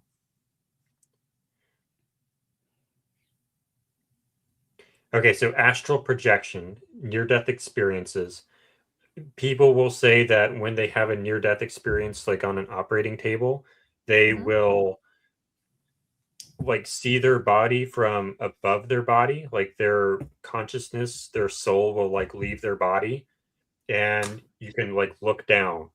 And some people say that it feels like they go to outer space and they like go up into the sky and see planet Earth. I think that's what they mean by astral projection. Okay, this is so creepy. Oh my gosh. I'll talk about it later. I don't want to say what I was going to say publicly, but it's like surreal that Bijou is asking me these questions right now. Because yeah. Maybe I'll do like a members only stream on it or something. I don't know. But it's wild. Wow. Let me get this. This thing is like not layered correctly. I can't read it. Let's go back to this one. BG says I've died. Maybe I shouldn't read that one then. I don't know. No, it's fine. It's fine. I'm anyway, I'll explain later as to the reason why like this is great. So crazy. Okay. Do you have any other? Oh, is this the video? No, that's the other. I have one more video I'm going to load in. Yep. I just got distracted there because I realized when she started talking about these like near-death out-of-body experiences, like one of my most vivid ones, how it ties on. It just kind of like flooded back to me, so it was crazy. Governor Jared Polis is Colorado's first Jewish governor. You are running a campaign that explicitly calls for a return to Christian leadership. You tell church crowds that your campaign is an assignment from God and part of a spiritual war. You told me last... Who is this guy? Have I seen this guy before? Last week... Kyle Clark? I don't know. The moderator right there? Yes. So he did the previous Victor Marks one-on-one interview. He was one of my former competitors. That's right. Colleagues. So you know that guy. Okay. Yeah, I know Kyle. And then sitting next to him in the gray suit, that is my former coworker, Marshall Zellinger. And yeah, he used to work at Channel 7 where I worked at in Denver, and he's at Channel 9 now. So this is Denver. Mm-hmm. Huh. You will continue to perform exorcisms of a sort where you command demons to be cast off of people, what you call the secret sauce of your $7 million a year ministry. Question, to what extent do you think church and state should be separate? And what would it mean for Coloradans to, as you say, put godly leadership back into the Capitol? I'm starting to believe you're not a Republican. It's your time. You can use it however you like, but I'd prefer that you answer the question. What does it mean to return Christian leadership to Colorado? Well, Kyle is so sharp. Leadership versus making a state Christian are two different things. I believe separation of church and state, as originally intended by founders, wasn't to keep the people of faith out of public office, but it was to keep the government out of our faith, whether it's Christian, Jewish, Muslim, or atheist. I've worked with Muslims, Sunni, Shia, Christians, Jewish people. I've worked with all type of faiths. And as governor, I'm a man of the law, but my faith absolutely gives me the moral code to do what I do and the backbone to make the hard decisions in spite of. How is he running for governor? He is. Like, who voted for him? Because you know, when you got money coming from somewhere, you do what you want. He like,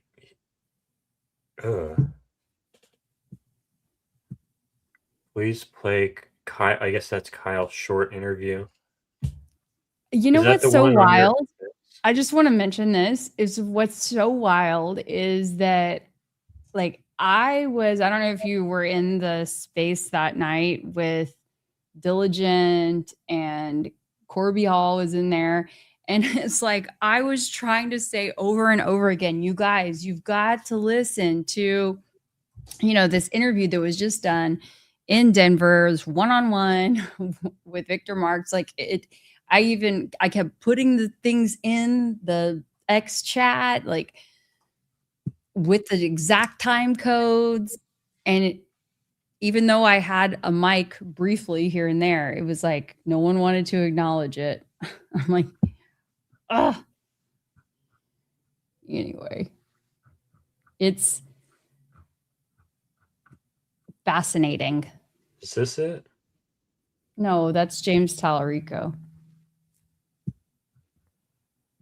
This would have been like 2-3 weeks ago.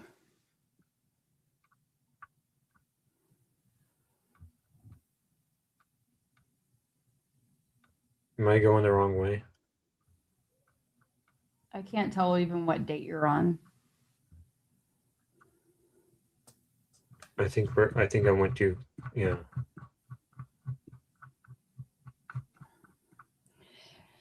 Are you going to post your cast? Yeah, when I get time. Actually, I mean, I've got to figure out what I want to do with it first.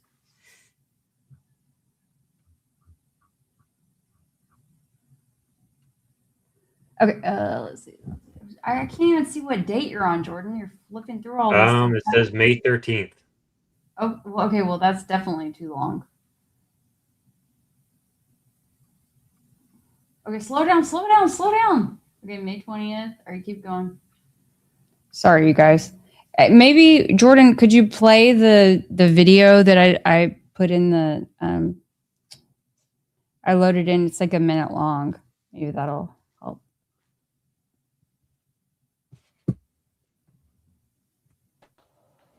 Another look inside a cave. Hopefully I don't say anything stupid. Climbing, but I probably don't trust that on the way down. I trust it on the way up, not on the way down.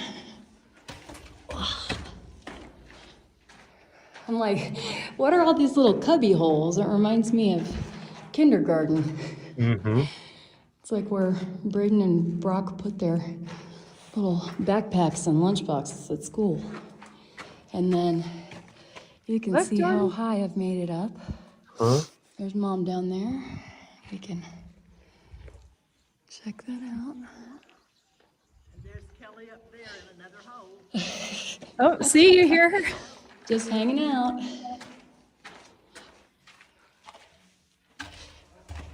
Okay. I don't know where this thing is. All right. I know I've made many of y'all nervous already. Maybe they deleted the space or something. I don't know. Is it a reply? Yeah, I was posting it in the space. I think Christy just texted it to me. Okay, good.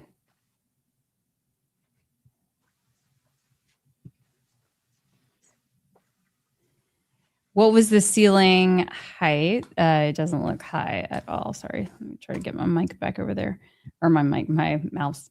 What was the ceiling height? It doesn't look high at all. No, it wasn't very high. And I think that, people, they say a long time ago were shorter, generally speaking. And maybe even in that part of the world. I don't know. Or maybe they were the little gray aliens. And they all needed to put their backpacks in the cubbies at the end of the day. No, actually, what I later learned is that those were for pigeons. You guys. Yes. Really? So this was one of my first caves to go into. And so I didn't know that part yet. But I later learned that they were for pigeons. And they used the pigeon poop for all kinds of stuff. They used it for to paint, and you can Google it yourself. Pigeons Maybe are a big deal over there. Is that like another one of those theories, like how the pyramids were just tombs? I don't know. Maybe we'll have to save that for another day. All right. Christy gave me this video here. VM got a special call from the White House, like around the 15th or so of August. Yeah. Going to talk about your back. Wait, this is 29 minutes long. I thought you said this was short. Okay. We just have to get it to the right spot. Let's see. Well, what's the right spot? Oh my goodness, Jordan. Okay, which part are we trying to, because you can use the transcript to search. I don't know. It was Christy's idea. Okay, which part are you wanting to hear about? Are you wanting to hear about the call from the White House? Here, can you take the poll down? Because I think it's overwhelmingly that you have proved your assertion. Okay. Okay, so Jordan, if you do a little search, if I could control the screen for you, I would. Yes, we do bicker like siblings. But we'd keep it relatable around here. Okay. The part where he asks if he's murdered anyone. Well, what part is that? Oh, the part. Oh gosh. Yeah, that's a good part.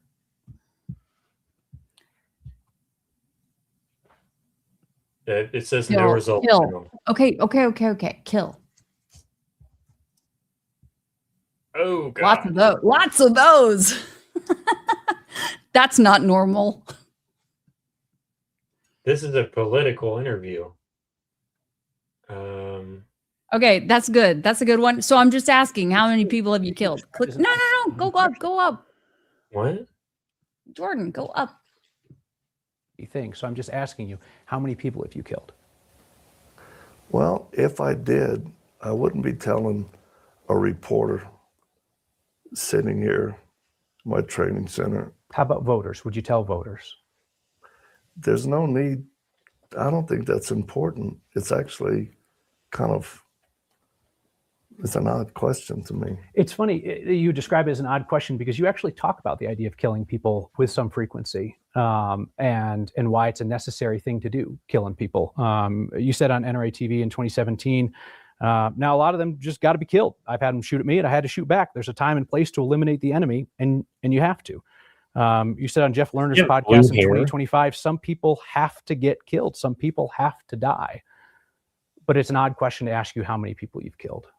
Yes. Okay. You claim that you once called in a Definitely U.S. the military gel or the light. 70 See, ISIS I think it's fighters. the You light. didn't realize that civilians could essentially facilitate military airstrikes. Could you walk me through how that worked? No. You've previously spoken about the details. Didn't say them. Well, I don't want to read back your own words to you. I'm curious how you would describe the act of calling in a military airstrike that killed 70 I'd people. like to hear my own words. I honestly don't want to spend our interview time reading your own words back to you. I'd rather ask you some other questions that I think are of pertinent interest. You told a church congregation earlier this month that you caught child traffickers at the U.S.-Mexico border and, quote, made them pay a price. Yeah. Can you tell us what your ministry was doing catching human smugglers at the border and what the price was that you made them pay? We were working both with the National Guard and the Border Patrol. And we were helping children and women crossing over. That was that night. That was memorable.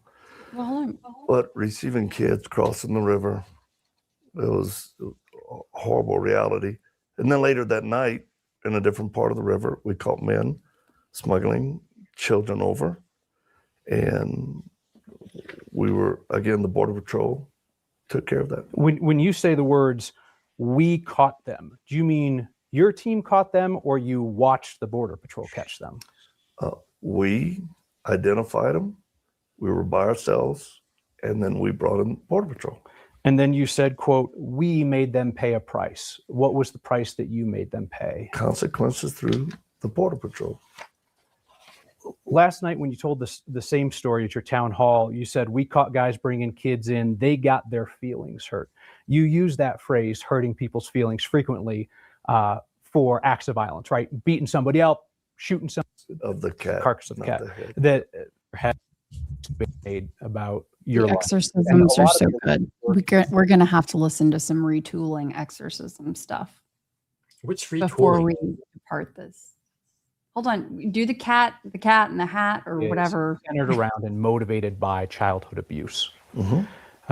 That your stepfather forced you at age 3 to behead a cat and put it on your head. One moment. Yeah, please. Motivated. What do you mean by that?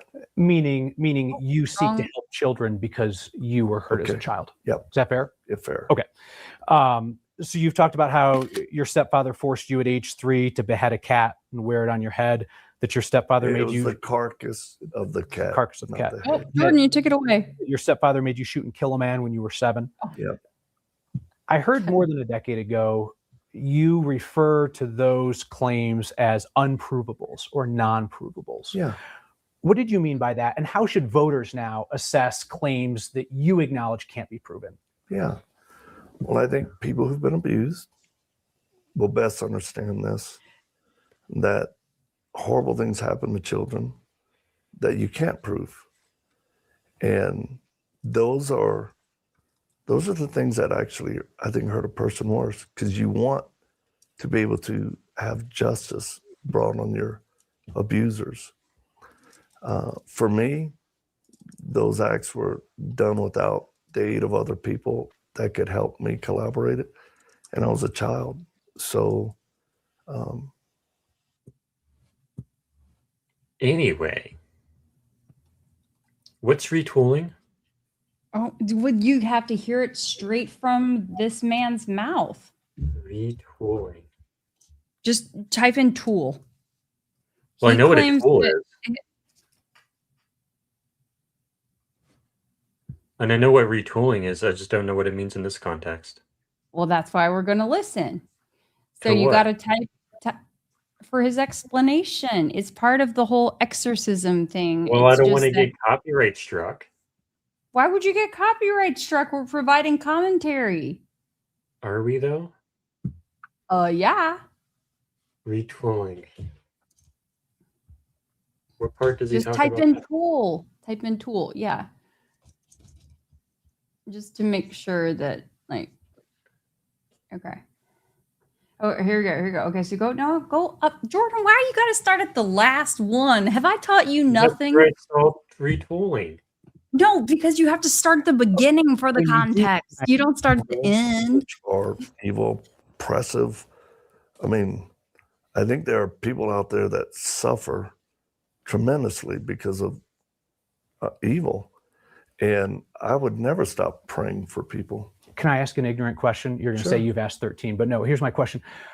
When you do command the demon at the end of the retooling prayer, the demon stays inside the person? I'm not saying the demon was ever inside the person. Assigned to the person. Yes. Okay. Thank you for clarifying So that. assignment or attachment, Okay. not inside of a person. Where does the demon go at the end of the exorcism? We send them to the footstool of Jesus Christ, who we believe is sitting at the right hand of the Father, who then absolutely gives them perfect judgment of what happens. You don't charge for the exorcisms, right? No. Okay.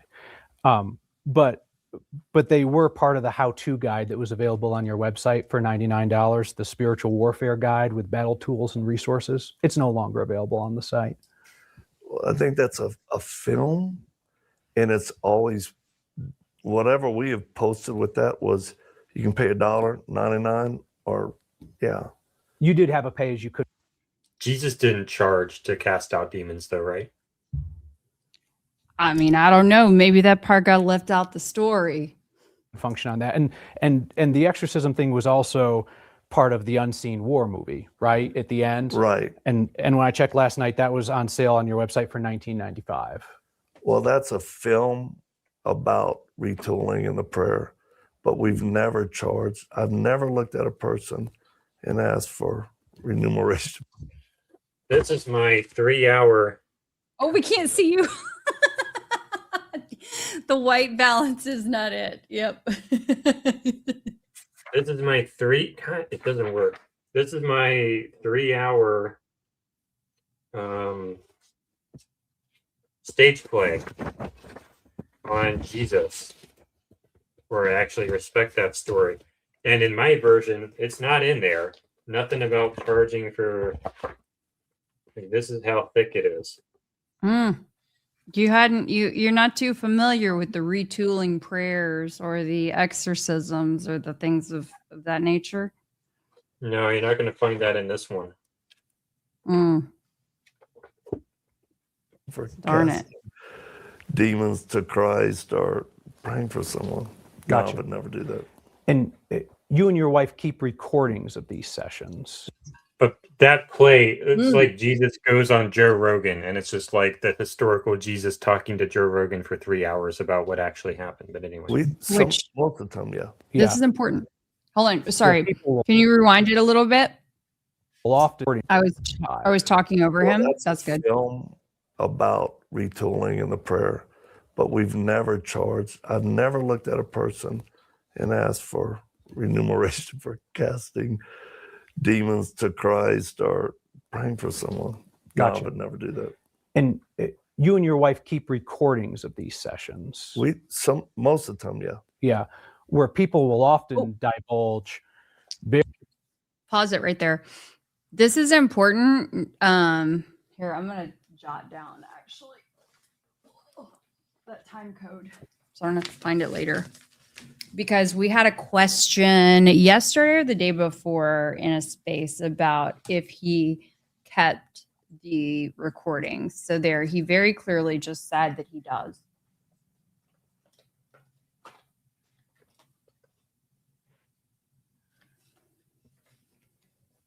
Okay, thank you. do we need to see those recordings? No, this is just, and we don't even know for sure that this is related to the Charlie incident, right? But yeah, and as Shauna says, most of them. But the relevance here is that he was the first person to post about, allegedly Charlie being dead, and that he claimed that he and his wife that they had a close relationship with them, that they were with Charlie and Erica beforehand, that he had even worked on retooling Charlie. What does that mean, though? He's telling you, Jordan, as his exorcisms. So it's an exorcism. Yes. Okay. Why would someone as smart as Charlie talk to this dude? People aren't going to like what I have to say. What do you have to say? There's a whole lot of evidence that points to Charlie not being the angelic, pure white martyr that like some people think. There's a lot of people saying that he was never in contact. I Is it mean, possible that he said that just to seem more important? well, he had Charlie's endorsement on a book. Did We'd he? need to verify. Yes, we'd need to verify when that book was published. But Charlie, I believe, wrote the foreword for it. Now we should look to see when that book was published. For those who's asking, who is this guy? That's Victor Marx. Jordan, I don't know. This is where I come in. For the last 3.5 hours, we've heard Jordan flex about all of his historical knowledge on a very complicated topic. But now this is the kind of stuff that I get to go into. I just typed in Charlie Kirk, Victor Marx endorsement, no results. Endorsement isn't the right word. It was that he wrote like the foreword for a book or something like that. Forward, like Candace Owens. Forward. Forward. Oh, here we go. We're about to shut you off.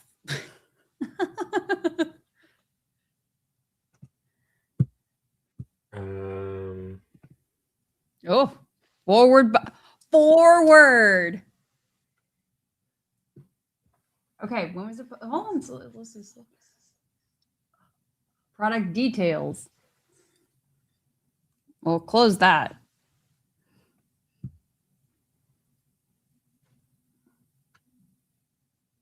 How do we know that?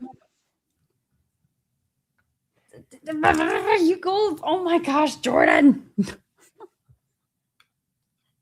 Do you even read what's on your screen? No. Okay, I didn't think so.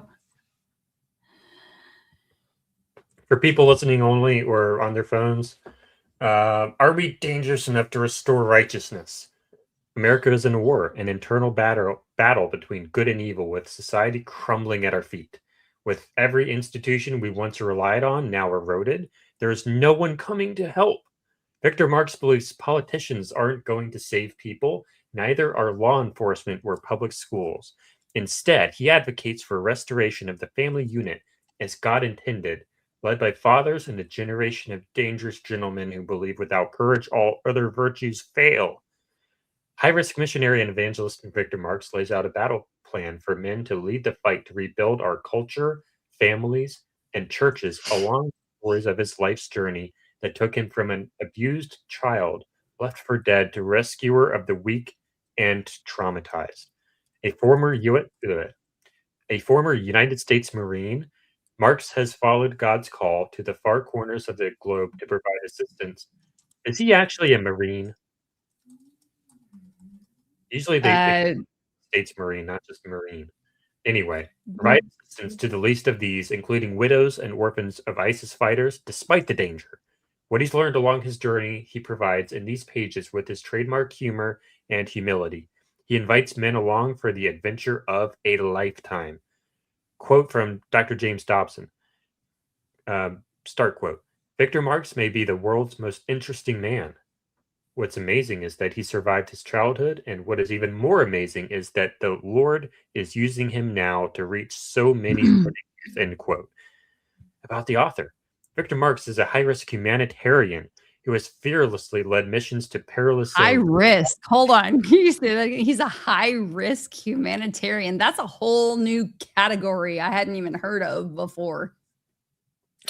Victor Marx is a high-risk humanitarian who has fearlessly led missions to perilous zones like Gaza, Israel, I think there's supposed to be a comma there, Iraq, Syria, and Southeast Asia, dedicated to orphans and widows. Despite a harrowing past marked by severe abuse and troubled youth filled with drugs and crime, Victor found redemption through the discipline of military life and his faith in God. Today, he shares raw, humorous stories of survival and resilience, inspiring others to overcome challenges. I read it that time. Okay. Thank you. Thank you. Here. Now, okay, this is very interesting. I'm going to send you this because my computer is glitching a little bit. Here we go. Hold on. Now, what I was just reading a moment ago said in the foreword, because I wanted to see if we could get the actual foreword for free, and maybe we should check Amazon. But in the foreword, Turning Point's Charlie Kirk frames Victor Marx as the archetype of what he calls a dangerous gentleman, a Christian man willing to confront evil head on in what they both describe as a collapsing culture. Jordan, now I'm going to send this to you. Oh, there's no, are you on Amazon? There's no reviews. Oh. We should write him a review. Well, we haven't read it. We just read it. I just read it. The whole book. Okay, so anyway, in the private chat, I sent you an Instagram post. I have not listened to it, but this is posted What is the first by Victor Marx. And what's that was the flood video.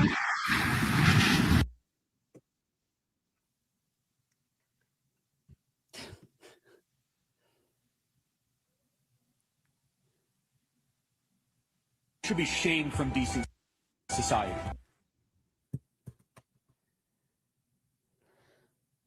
He doesn't give me a scrub bar.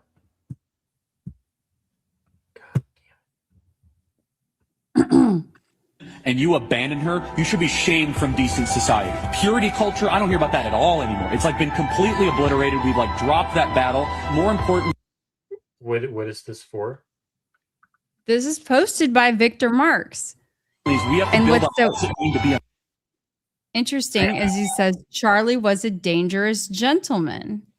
Right? And being I guess a man is not just spreading your seed and running around. Right? Being a man is finding your life partner and building a family, nurturing and protecting and developing something beautiful. Oh, is this the forward? That's got a quote from the forward. I'm This working book over has been here trying to get you something. I think this is an excerpt from the forward. Or as Candace would that's say, what the forward. This book is a rallying cry to awaken the dangerous gentleman within each of us. It is a call to rise above complacency, to shatter the limitations we place on ourselves, and to embrace the higher purpose of each of our lives. Victor Marx embodies this audacity to live life to the fullest and with purpose. Did he get that from ChatGPT? Maybe. However, it's got Charlie's name on it, and the book was released July 2nd, 2024. If only it was released on July 4th. It's pretty close. Pretty close. Skillet.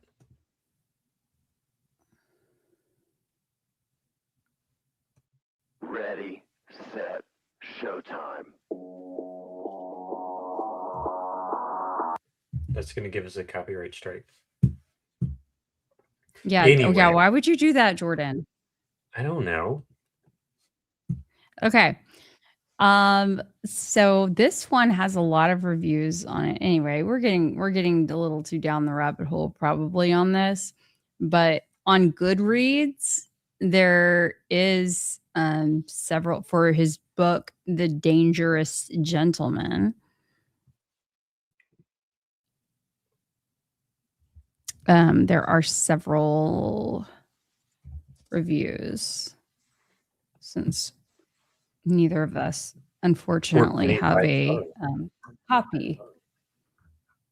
I'm sure they're all authentic. They're all too long. Why are these all so long? Well, all I know is I see a lot of folks with only one review to their name. One review, two reviews, one review, one review, one review. And then you look at the dates, like what are the dates? June, July 1st, July 8th, June 26th, June 25, 27.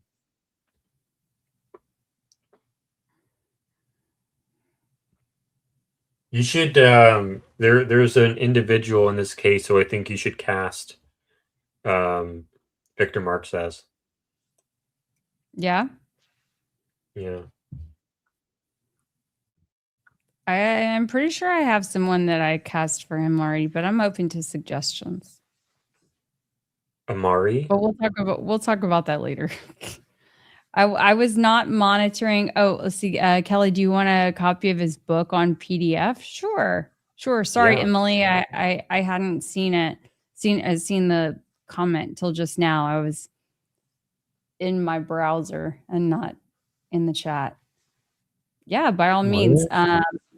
My email is kelly@kellyrabon.com. Who's the 80-year-old guy? That reminds me of that one show that you made me watch. The No, we're not talking about that right now. Oh, wait, which one? The Gianni Versace? Yeah. Oh, Emily is amazing. She's got it downloaded. Thank you, Emily. Appreciate it. Oh, that's so... there we go. Isaac. Yeah, Charlie popped up on my YouTube feed shortly before 9:10. Too obvious. Hey, you and me both. I'm giving you a high five, okay? Literally the weekend before. Huh? I've talked about this times in the past. Talked about what? Charlie popping up on my YouTube feed the weekend before September 10th. Oh, yeah? Yeah, like predictive programming. And in fact, what was so creepy to me and bothersome to me is that, and I'll have to look back at my phone and see, I know I had taken some photos, maybe some videos, but for a while there, man, I wish that like you could access records the way that you, or request records from a nonprofit the way you can with a government agency. But anyway, clearly the Charlie Kirk Show / Turning Point was paying to have like the prime spot on YouTube. So paying for this like ad and promotion, suggested video, whatever. Because it did indicate on there that it was like a paid promotion. And I was kind of monitoring it for a while because I was like, this seems really sus to me. I don't know if anyone else saw that, but Kind of makes you think the whole thing was fake. ties back in. Hey, look, we're just bringing it full circle. Okay, I know it's super late. Let's see. He definitely wasn't in a conspiracy type algorithm until a week or so beforehand. Wait, so is someone sending a PDF? Let me see if it's come through yet. I'm trying to not open too many apps on my computer to stress this hotel Wi-Fi. Or your computer that you haven't let me fix And my yet. computer. That you haven't let me fix yet. Yeah, that too. Thanks. Matthew McConaughey was popping up in my YouTube feed big time for a few months before the big thing down in Texas a few years back. What was that? Oh, when he was playing the bongos naked, that one? Or what? I don't need to see that. It's funny you say that Or- because literally people were talking about Matthew McConaughey. I don't know if he did host this this World Cup event party or whatever, but I think that he maybe did. I don't know. There was talk about it at the conference, but literally it was like right across from the conference today. Your conference? Yep. Because he lives in Austin at least part of the time.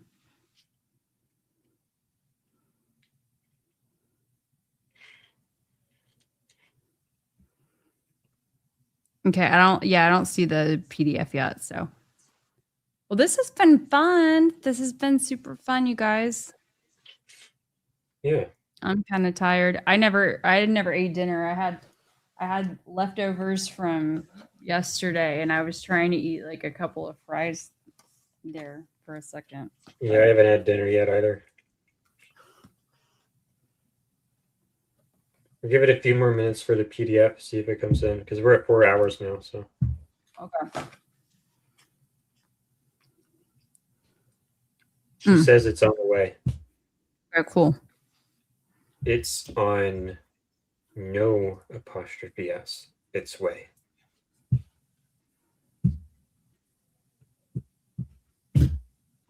Jordan.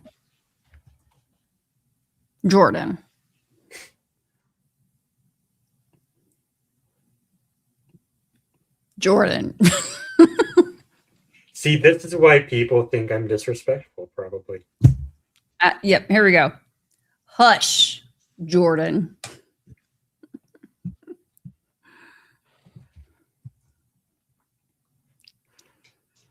Okay. I am going to open up my email.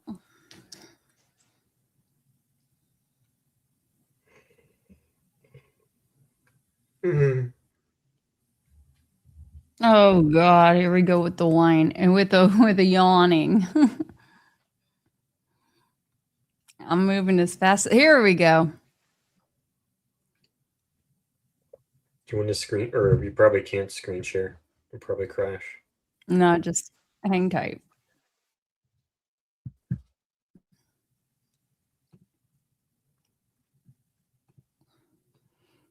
Okay, Emily, I don't know what I requested access for. I don't really need to. Let's see. Maybe it's because I'm logged in as the wrong Google account. Hold on.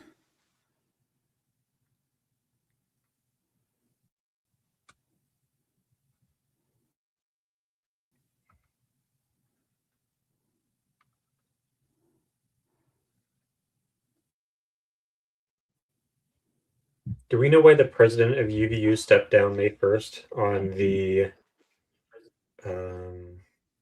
Yeah. It was not May 1st. It was announced at the beginning of the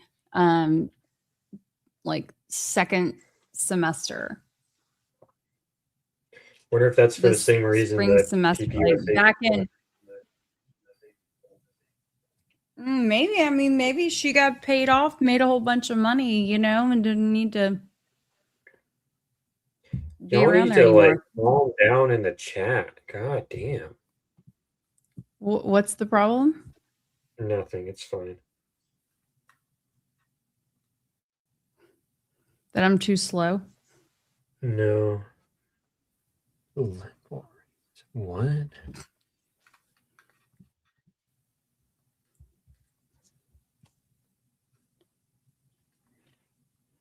Oh, that you're such a cutie pie. No. Now I see your dimples.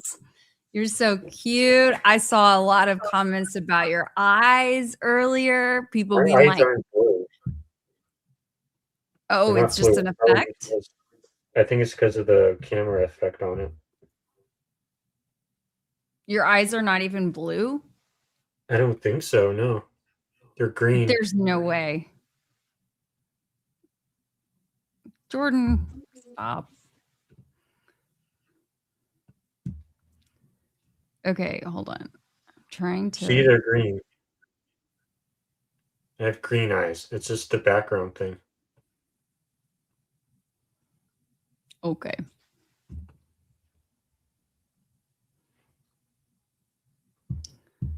Okay, sorry, I'm trying to download this. Download.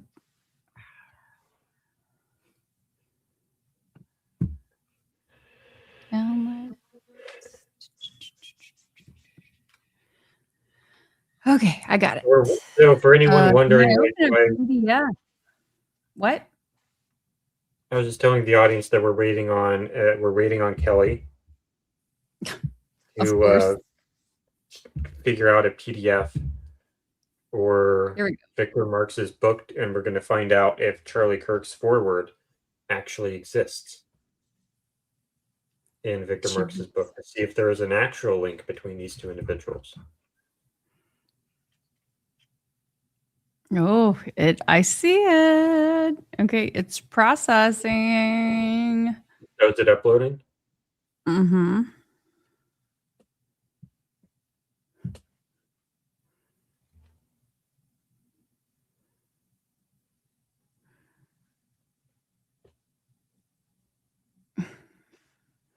In the meantime, I'm going to see if I can just oh, there we go.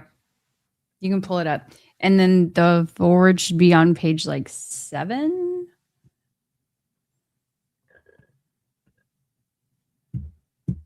That's stretched. That looks stretched.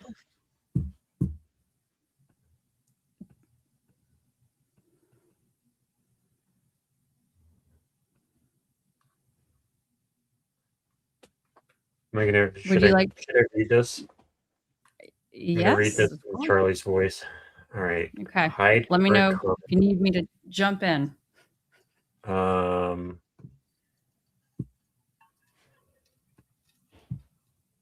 Here we go. Now I can read it.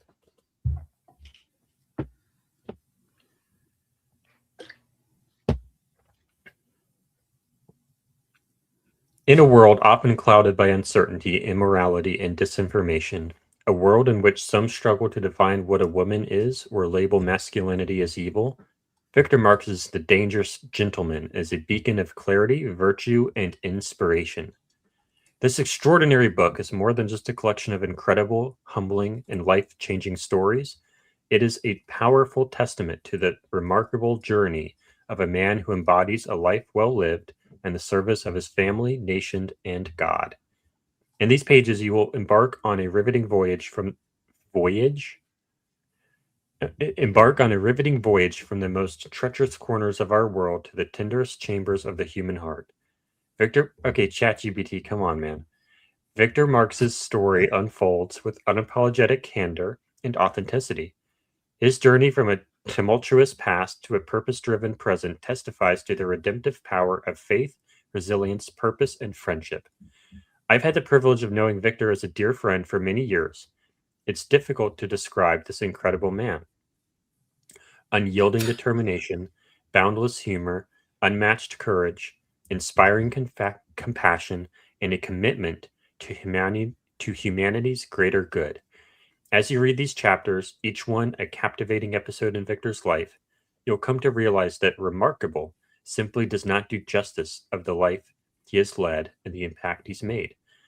The Dangerous Gentleman not only chronicles Victor's high-risk missions into war-torn regions, his encounters with terror and darkness, and his tireless efforts to bring light to the lives of the vulnerable, but distills... Wait, hold up. It not only does this, but it distills the profound life lessons from each adventure, whether it's navigating a jungle, confronting demons, saving the abused, or putting a troubled youth on the right path. Every story carries a universal message of hope, love, courage, and faith. This book is also This book is also a rallying cry to awaken the dangerous gentleman within each of us. It is a call to rise above complacency, to shatter the limitations we place on ourselves, and to embrace the higher purpose of each of our lives.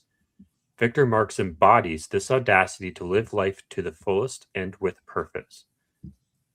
And then... Wow. The dangerous gentleman will make you laugh. It will make you hold your breath in suspense. Whoops. That was 2 different sentences. We need a third one there, man. You're supposed to do 3. I did. No, it's supposed to be will make you laugh, will make you hold your breath in suspense, and a third one. Come on, man. Oh, here it is. Here's the third one. It's just, That's what I'm trying to tell you. It's a contraction. It's supposed to be parallel. See, this is my book editor and me. All right. The dangerous gentleman will make you laugh. It will make you hold your breath in suspense, and it will move you to tears. It will challenge your notions of what it means to be both dangerous and gentle in a world that so desperately needs dangerous gentlemen. It is my sincere belief that the pages you are about to turn will inspire you to discover a new dimension of what's possible within your own life. I know it has for me. As you embark on this journey with Victor, I encourage you to immerse yourself fully and let the stories seep into your soul. And as you turn the pages, remember that you, too, have the potential to be a dangerous gentleman, to be a force for good, a beacon for hope, and a catalyst for change. See, there he has 3. I hope that the dangerous gentleman takes you on a journey to discovering. That should be discovery. Okay. Takes you on a journey to discovery in your own life the meaning of real. Wait, hold on. Oh my gosh! Come on. I hope that the dangerous gentleman takes you on a journey to discovering in your own life the meaning of real courage, human compassion, virtuous masculinity, and the unwavering pursuit of a life that ends with our Lord calling to you. Well done, good and faithful servant. Charlie Kirk. I don't think he wrote that. I think someone else wrote it on his behalf, like GPT. Okay, probably so. But do you like? Look, I am by default because I love me some patterns, coincidences, whatever. Do you see so many different things in that page and a half that are questionable that tie into, I don't know, recent events that and then also contradict, like, okay, for example, on the final line right there, the unwavering pursuit of a life that ends with our Lord calling to you, well done, good and faithful servant. I would love to look back and see how many times it was said at the memorial or in those initial interviews by people, and still to this day, when they're talking about Charlie, oh, well done, good and faithful servant. And then when you think about this, if you come at it from the perspective that I do of like this potential 7 mountains mandate, how that kind of extrapolates out. Yeah, this is giving a lot of interesting. But what I was thinking about, though, was what we were talking about earlier is, okay, the written word is currently monetized by some people. And you were talking about some stuff earlier that I don't know if you want to share or not. But what I was thinking was, if this is like the quality state of a foreword from Charlie Kirk, and it's like so bland and boring, then I understand why AI is taking over creative writing. I think AI could do a better job on this. Yeah. Those are my thoughts. Yeah. So it's like, who really wrote this? Because like if I were to write a foreword, no one's ever asked me to write a forward. But if someone did, it's going to be the best forward you've ever read. You've ever read. But this one is like, what did he actually say? Somebody mailed it in. At It's just a best. bunch of big words and like vague compliments, and it doesn't say much of anything. No, it feels like word salad. It does not feel like even a speech that a person would have delivered. It's not let alone authentic. a forward in a book. Is this It able feels to like be? maybe Victor wrote it, sent it to Charlie, and was like, "Hey, this good?" And maybe Erica signed off on it. I don't know. Or if he's already a Oh, scam that's a good artist. idea. This is a good idea. Huh? Jordan, take that, put it in AI. That's what I was going see to what try to it does. do. But I don't think I can copy. Maybe you can copy it. I can't copy it. But what I was saying was, or if he's already a scam artist, then what's going to stop him from just like pretending like Charlie Kirk gave him a forward? Well, okay, but go up a couple of or back a couple of pages, I guess. What does this say? Okay. Oh, we need to look into this. Y'all, this is getting to be way too long of a stream. This is like 4 hours and 15 minutes. But this, I bet he's self-published because this is Colorado Springs. And I want to look into, see, these are the kind of things that Sondervan. one simus. Who? What is one simus publishing? Onesimus. Okay. Onesimus Publishing. Okay, what's that? What's Onesimus? I don't know. Yeah. Sounds sketch. And it's in Colorado Springs, which There are no all ties results in. for Onesimus Publishing. Search instead for Oh, Onesimus. that's fun. Publishing. And then look, copyright 2024. Hold up. Whoa. Did I spell it right? Onesimus. One, like one. Hold up. One. Onesimus.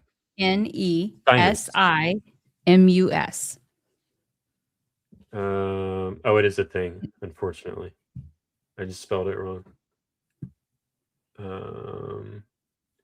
Hold up.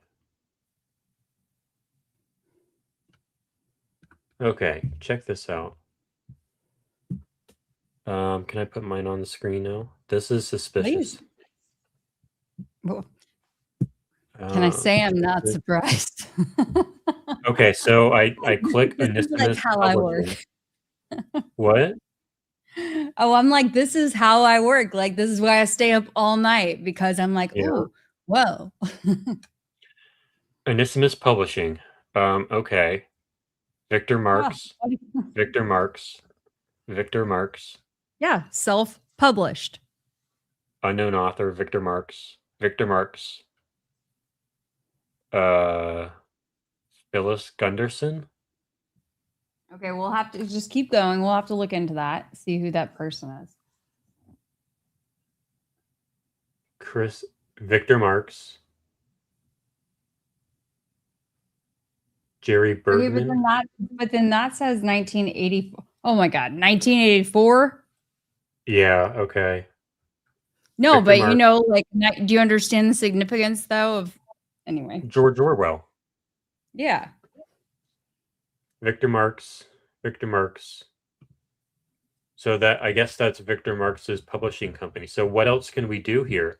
Is that an LLC? Let's he's in Colorado, right? So Colorado. Yeah, it LLC says Colorado Springs. Let's see who it's registered to. Service unavailable. What? The LLC lookup is unavailable? Maybe this one. What? Come on, man. Onesimus Publishing.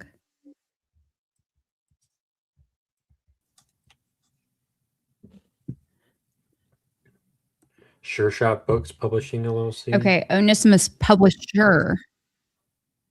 Onesimus, okay, a small Christian publisher name. Putting out evangelical Christian titles. And a newer Ethiopian theological publishing house. Oh, So basically, you Onesimus. self-publish. Wait, yeah, but I don't want to say that for sure yet. Here's where it gets interesting. Somebody earlier said something about Paul, but Onesimus is a biblical name from Paul's letter to Philemon. Philemon. So it shows up. Philemon. Okay, sorry. It's late. Philemon. So y'all forgive me. I'm tired. Jordan wore me out. Jordan wore my brain out earlier with all that stuff. That's where I knew it from. That's how I knew how to pronounce it. I told you I grew up Christian. Onesimus right here. Okay. And Philemon. There you go. There's at least one English language Christian publisher. Okay. Anyway. Okay. Okay. Here we go. U.S. based Onesimus Publishing.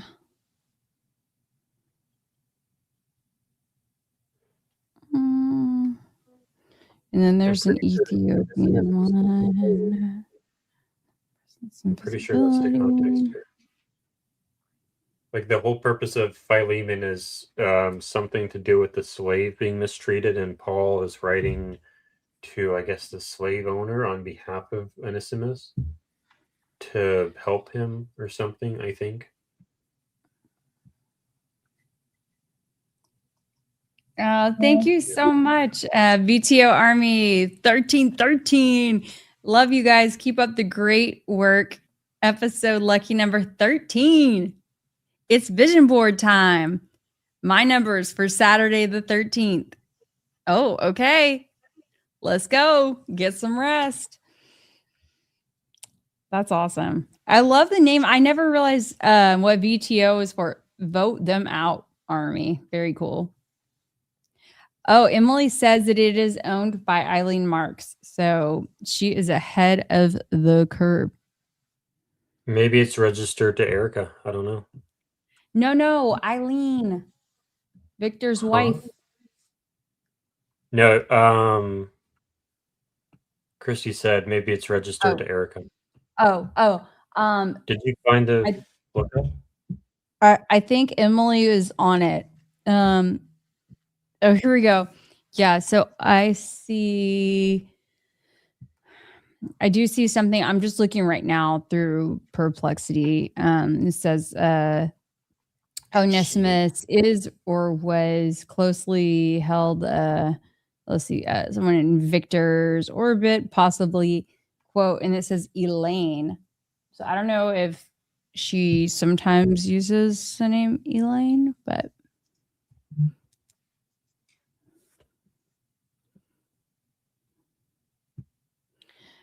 you could ask, I wish you had the, I mean, I don't really like relying on it too much, but the grok, fancy grok or whatever. They need to I fix could their site. ask. Well, it's the middle of the night there. Maybe they're doing maintenance, or maybe they just don't want you to see anything. They don't want us to know who owns the company. Yep. Oh, speaking of Secretary of States, there's a big ordeal in Texas right now that just so happens to be only a few months before the elections. It's going to be a big, the elections in Texas are very, very important. I mean, with James Talarico and Ken Paxton, for those who are living in other parts of the country, this is like the hottest Senate race of the nation. Anyway, so our Secretary of State, the person who, I think it's the Secretary of State who handles the elections, she's like leaving. And so Greg Abbott, our governor, who's also in the midst of a campaign, Isn't everybody right now? gets to a point, not everybody, but like anyway, gets to a point, someone conveniently to oversee the elections. I mean, it's just one mishap after another. Follow the We can link. already tell where that's going. Kate Morgan. You know what she's talking about? Not yet. Let's see.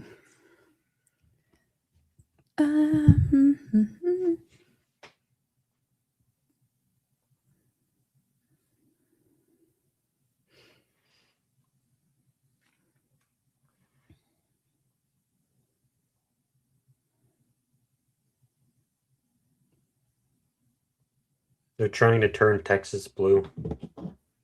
Oh yeah, very much. I don't think that's going to work very well. Oh, you don't know that. Have you not seen? Have you not seen all the tweets I've been tweeting? I've seen a lot of your tweets though, but I don't know. I googled that. I don't know you why didn't you guys read are this looking one. at my eyes so much. What's that? You didn't read this one. No. I mean, I read it, but not out loud. Okay, well, you can say thank you to Sticky Icky Liberty for the super. You just did. I did, yes. Oh my gosh. Oh, my mom's back up. she's awake. It's funny. So we're still trying to figure out who owns this company, Anatomically Publishing. Okay, yeah, let me get back on it. And then we got to go to sleep because this is like, Yeah. this is crazy. And I have to be up early in the morning. There's a court hearing tomorrow. For Tyler? Yes. There is? Yes, and it's super early in the morning. I mean, super early, like 8, 8 a.m. their time. I think 9 o'clock or 9 a.m. their time, 10 o'clock. My time. Basketball courts attract undesirables to my community. Well, there's barely room for an actual basketball. I don't know. What time is it?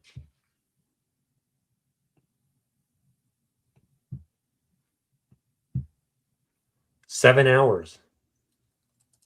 Thank you. Thank you.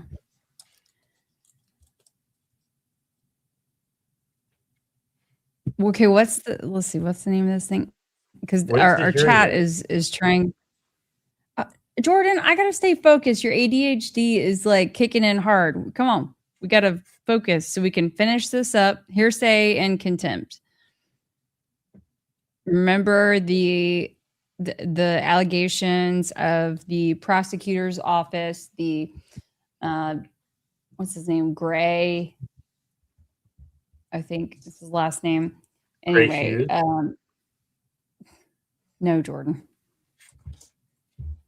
Jeff Gray, I think. Anyway, the he it's so weird because he handles like he's the PIO, the public information officer, and he represents the prosecutor's office like legally or something, and there's just allegations of him speaking essentially out of turn, violating the gag order that they've been like kicking the can down the road now for a month plus. When is the preliminary hearing now? July 6th. July 6th.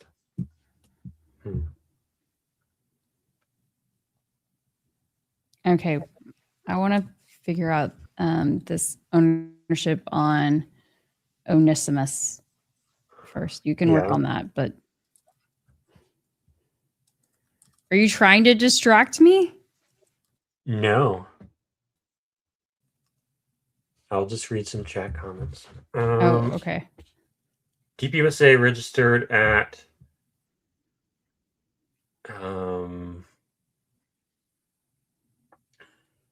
something, we go. 18th September 2025, a few days after September 10th.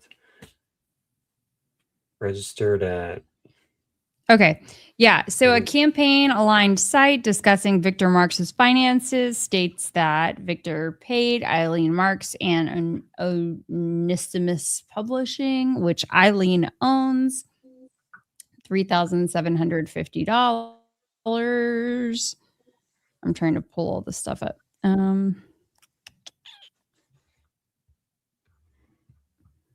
And a lot of this stuff is also on victormarx4co.com.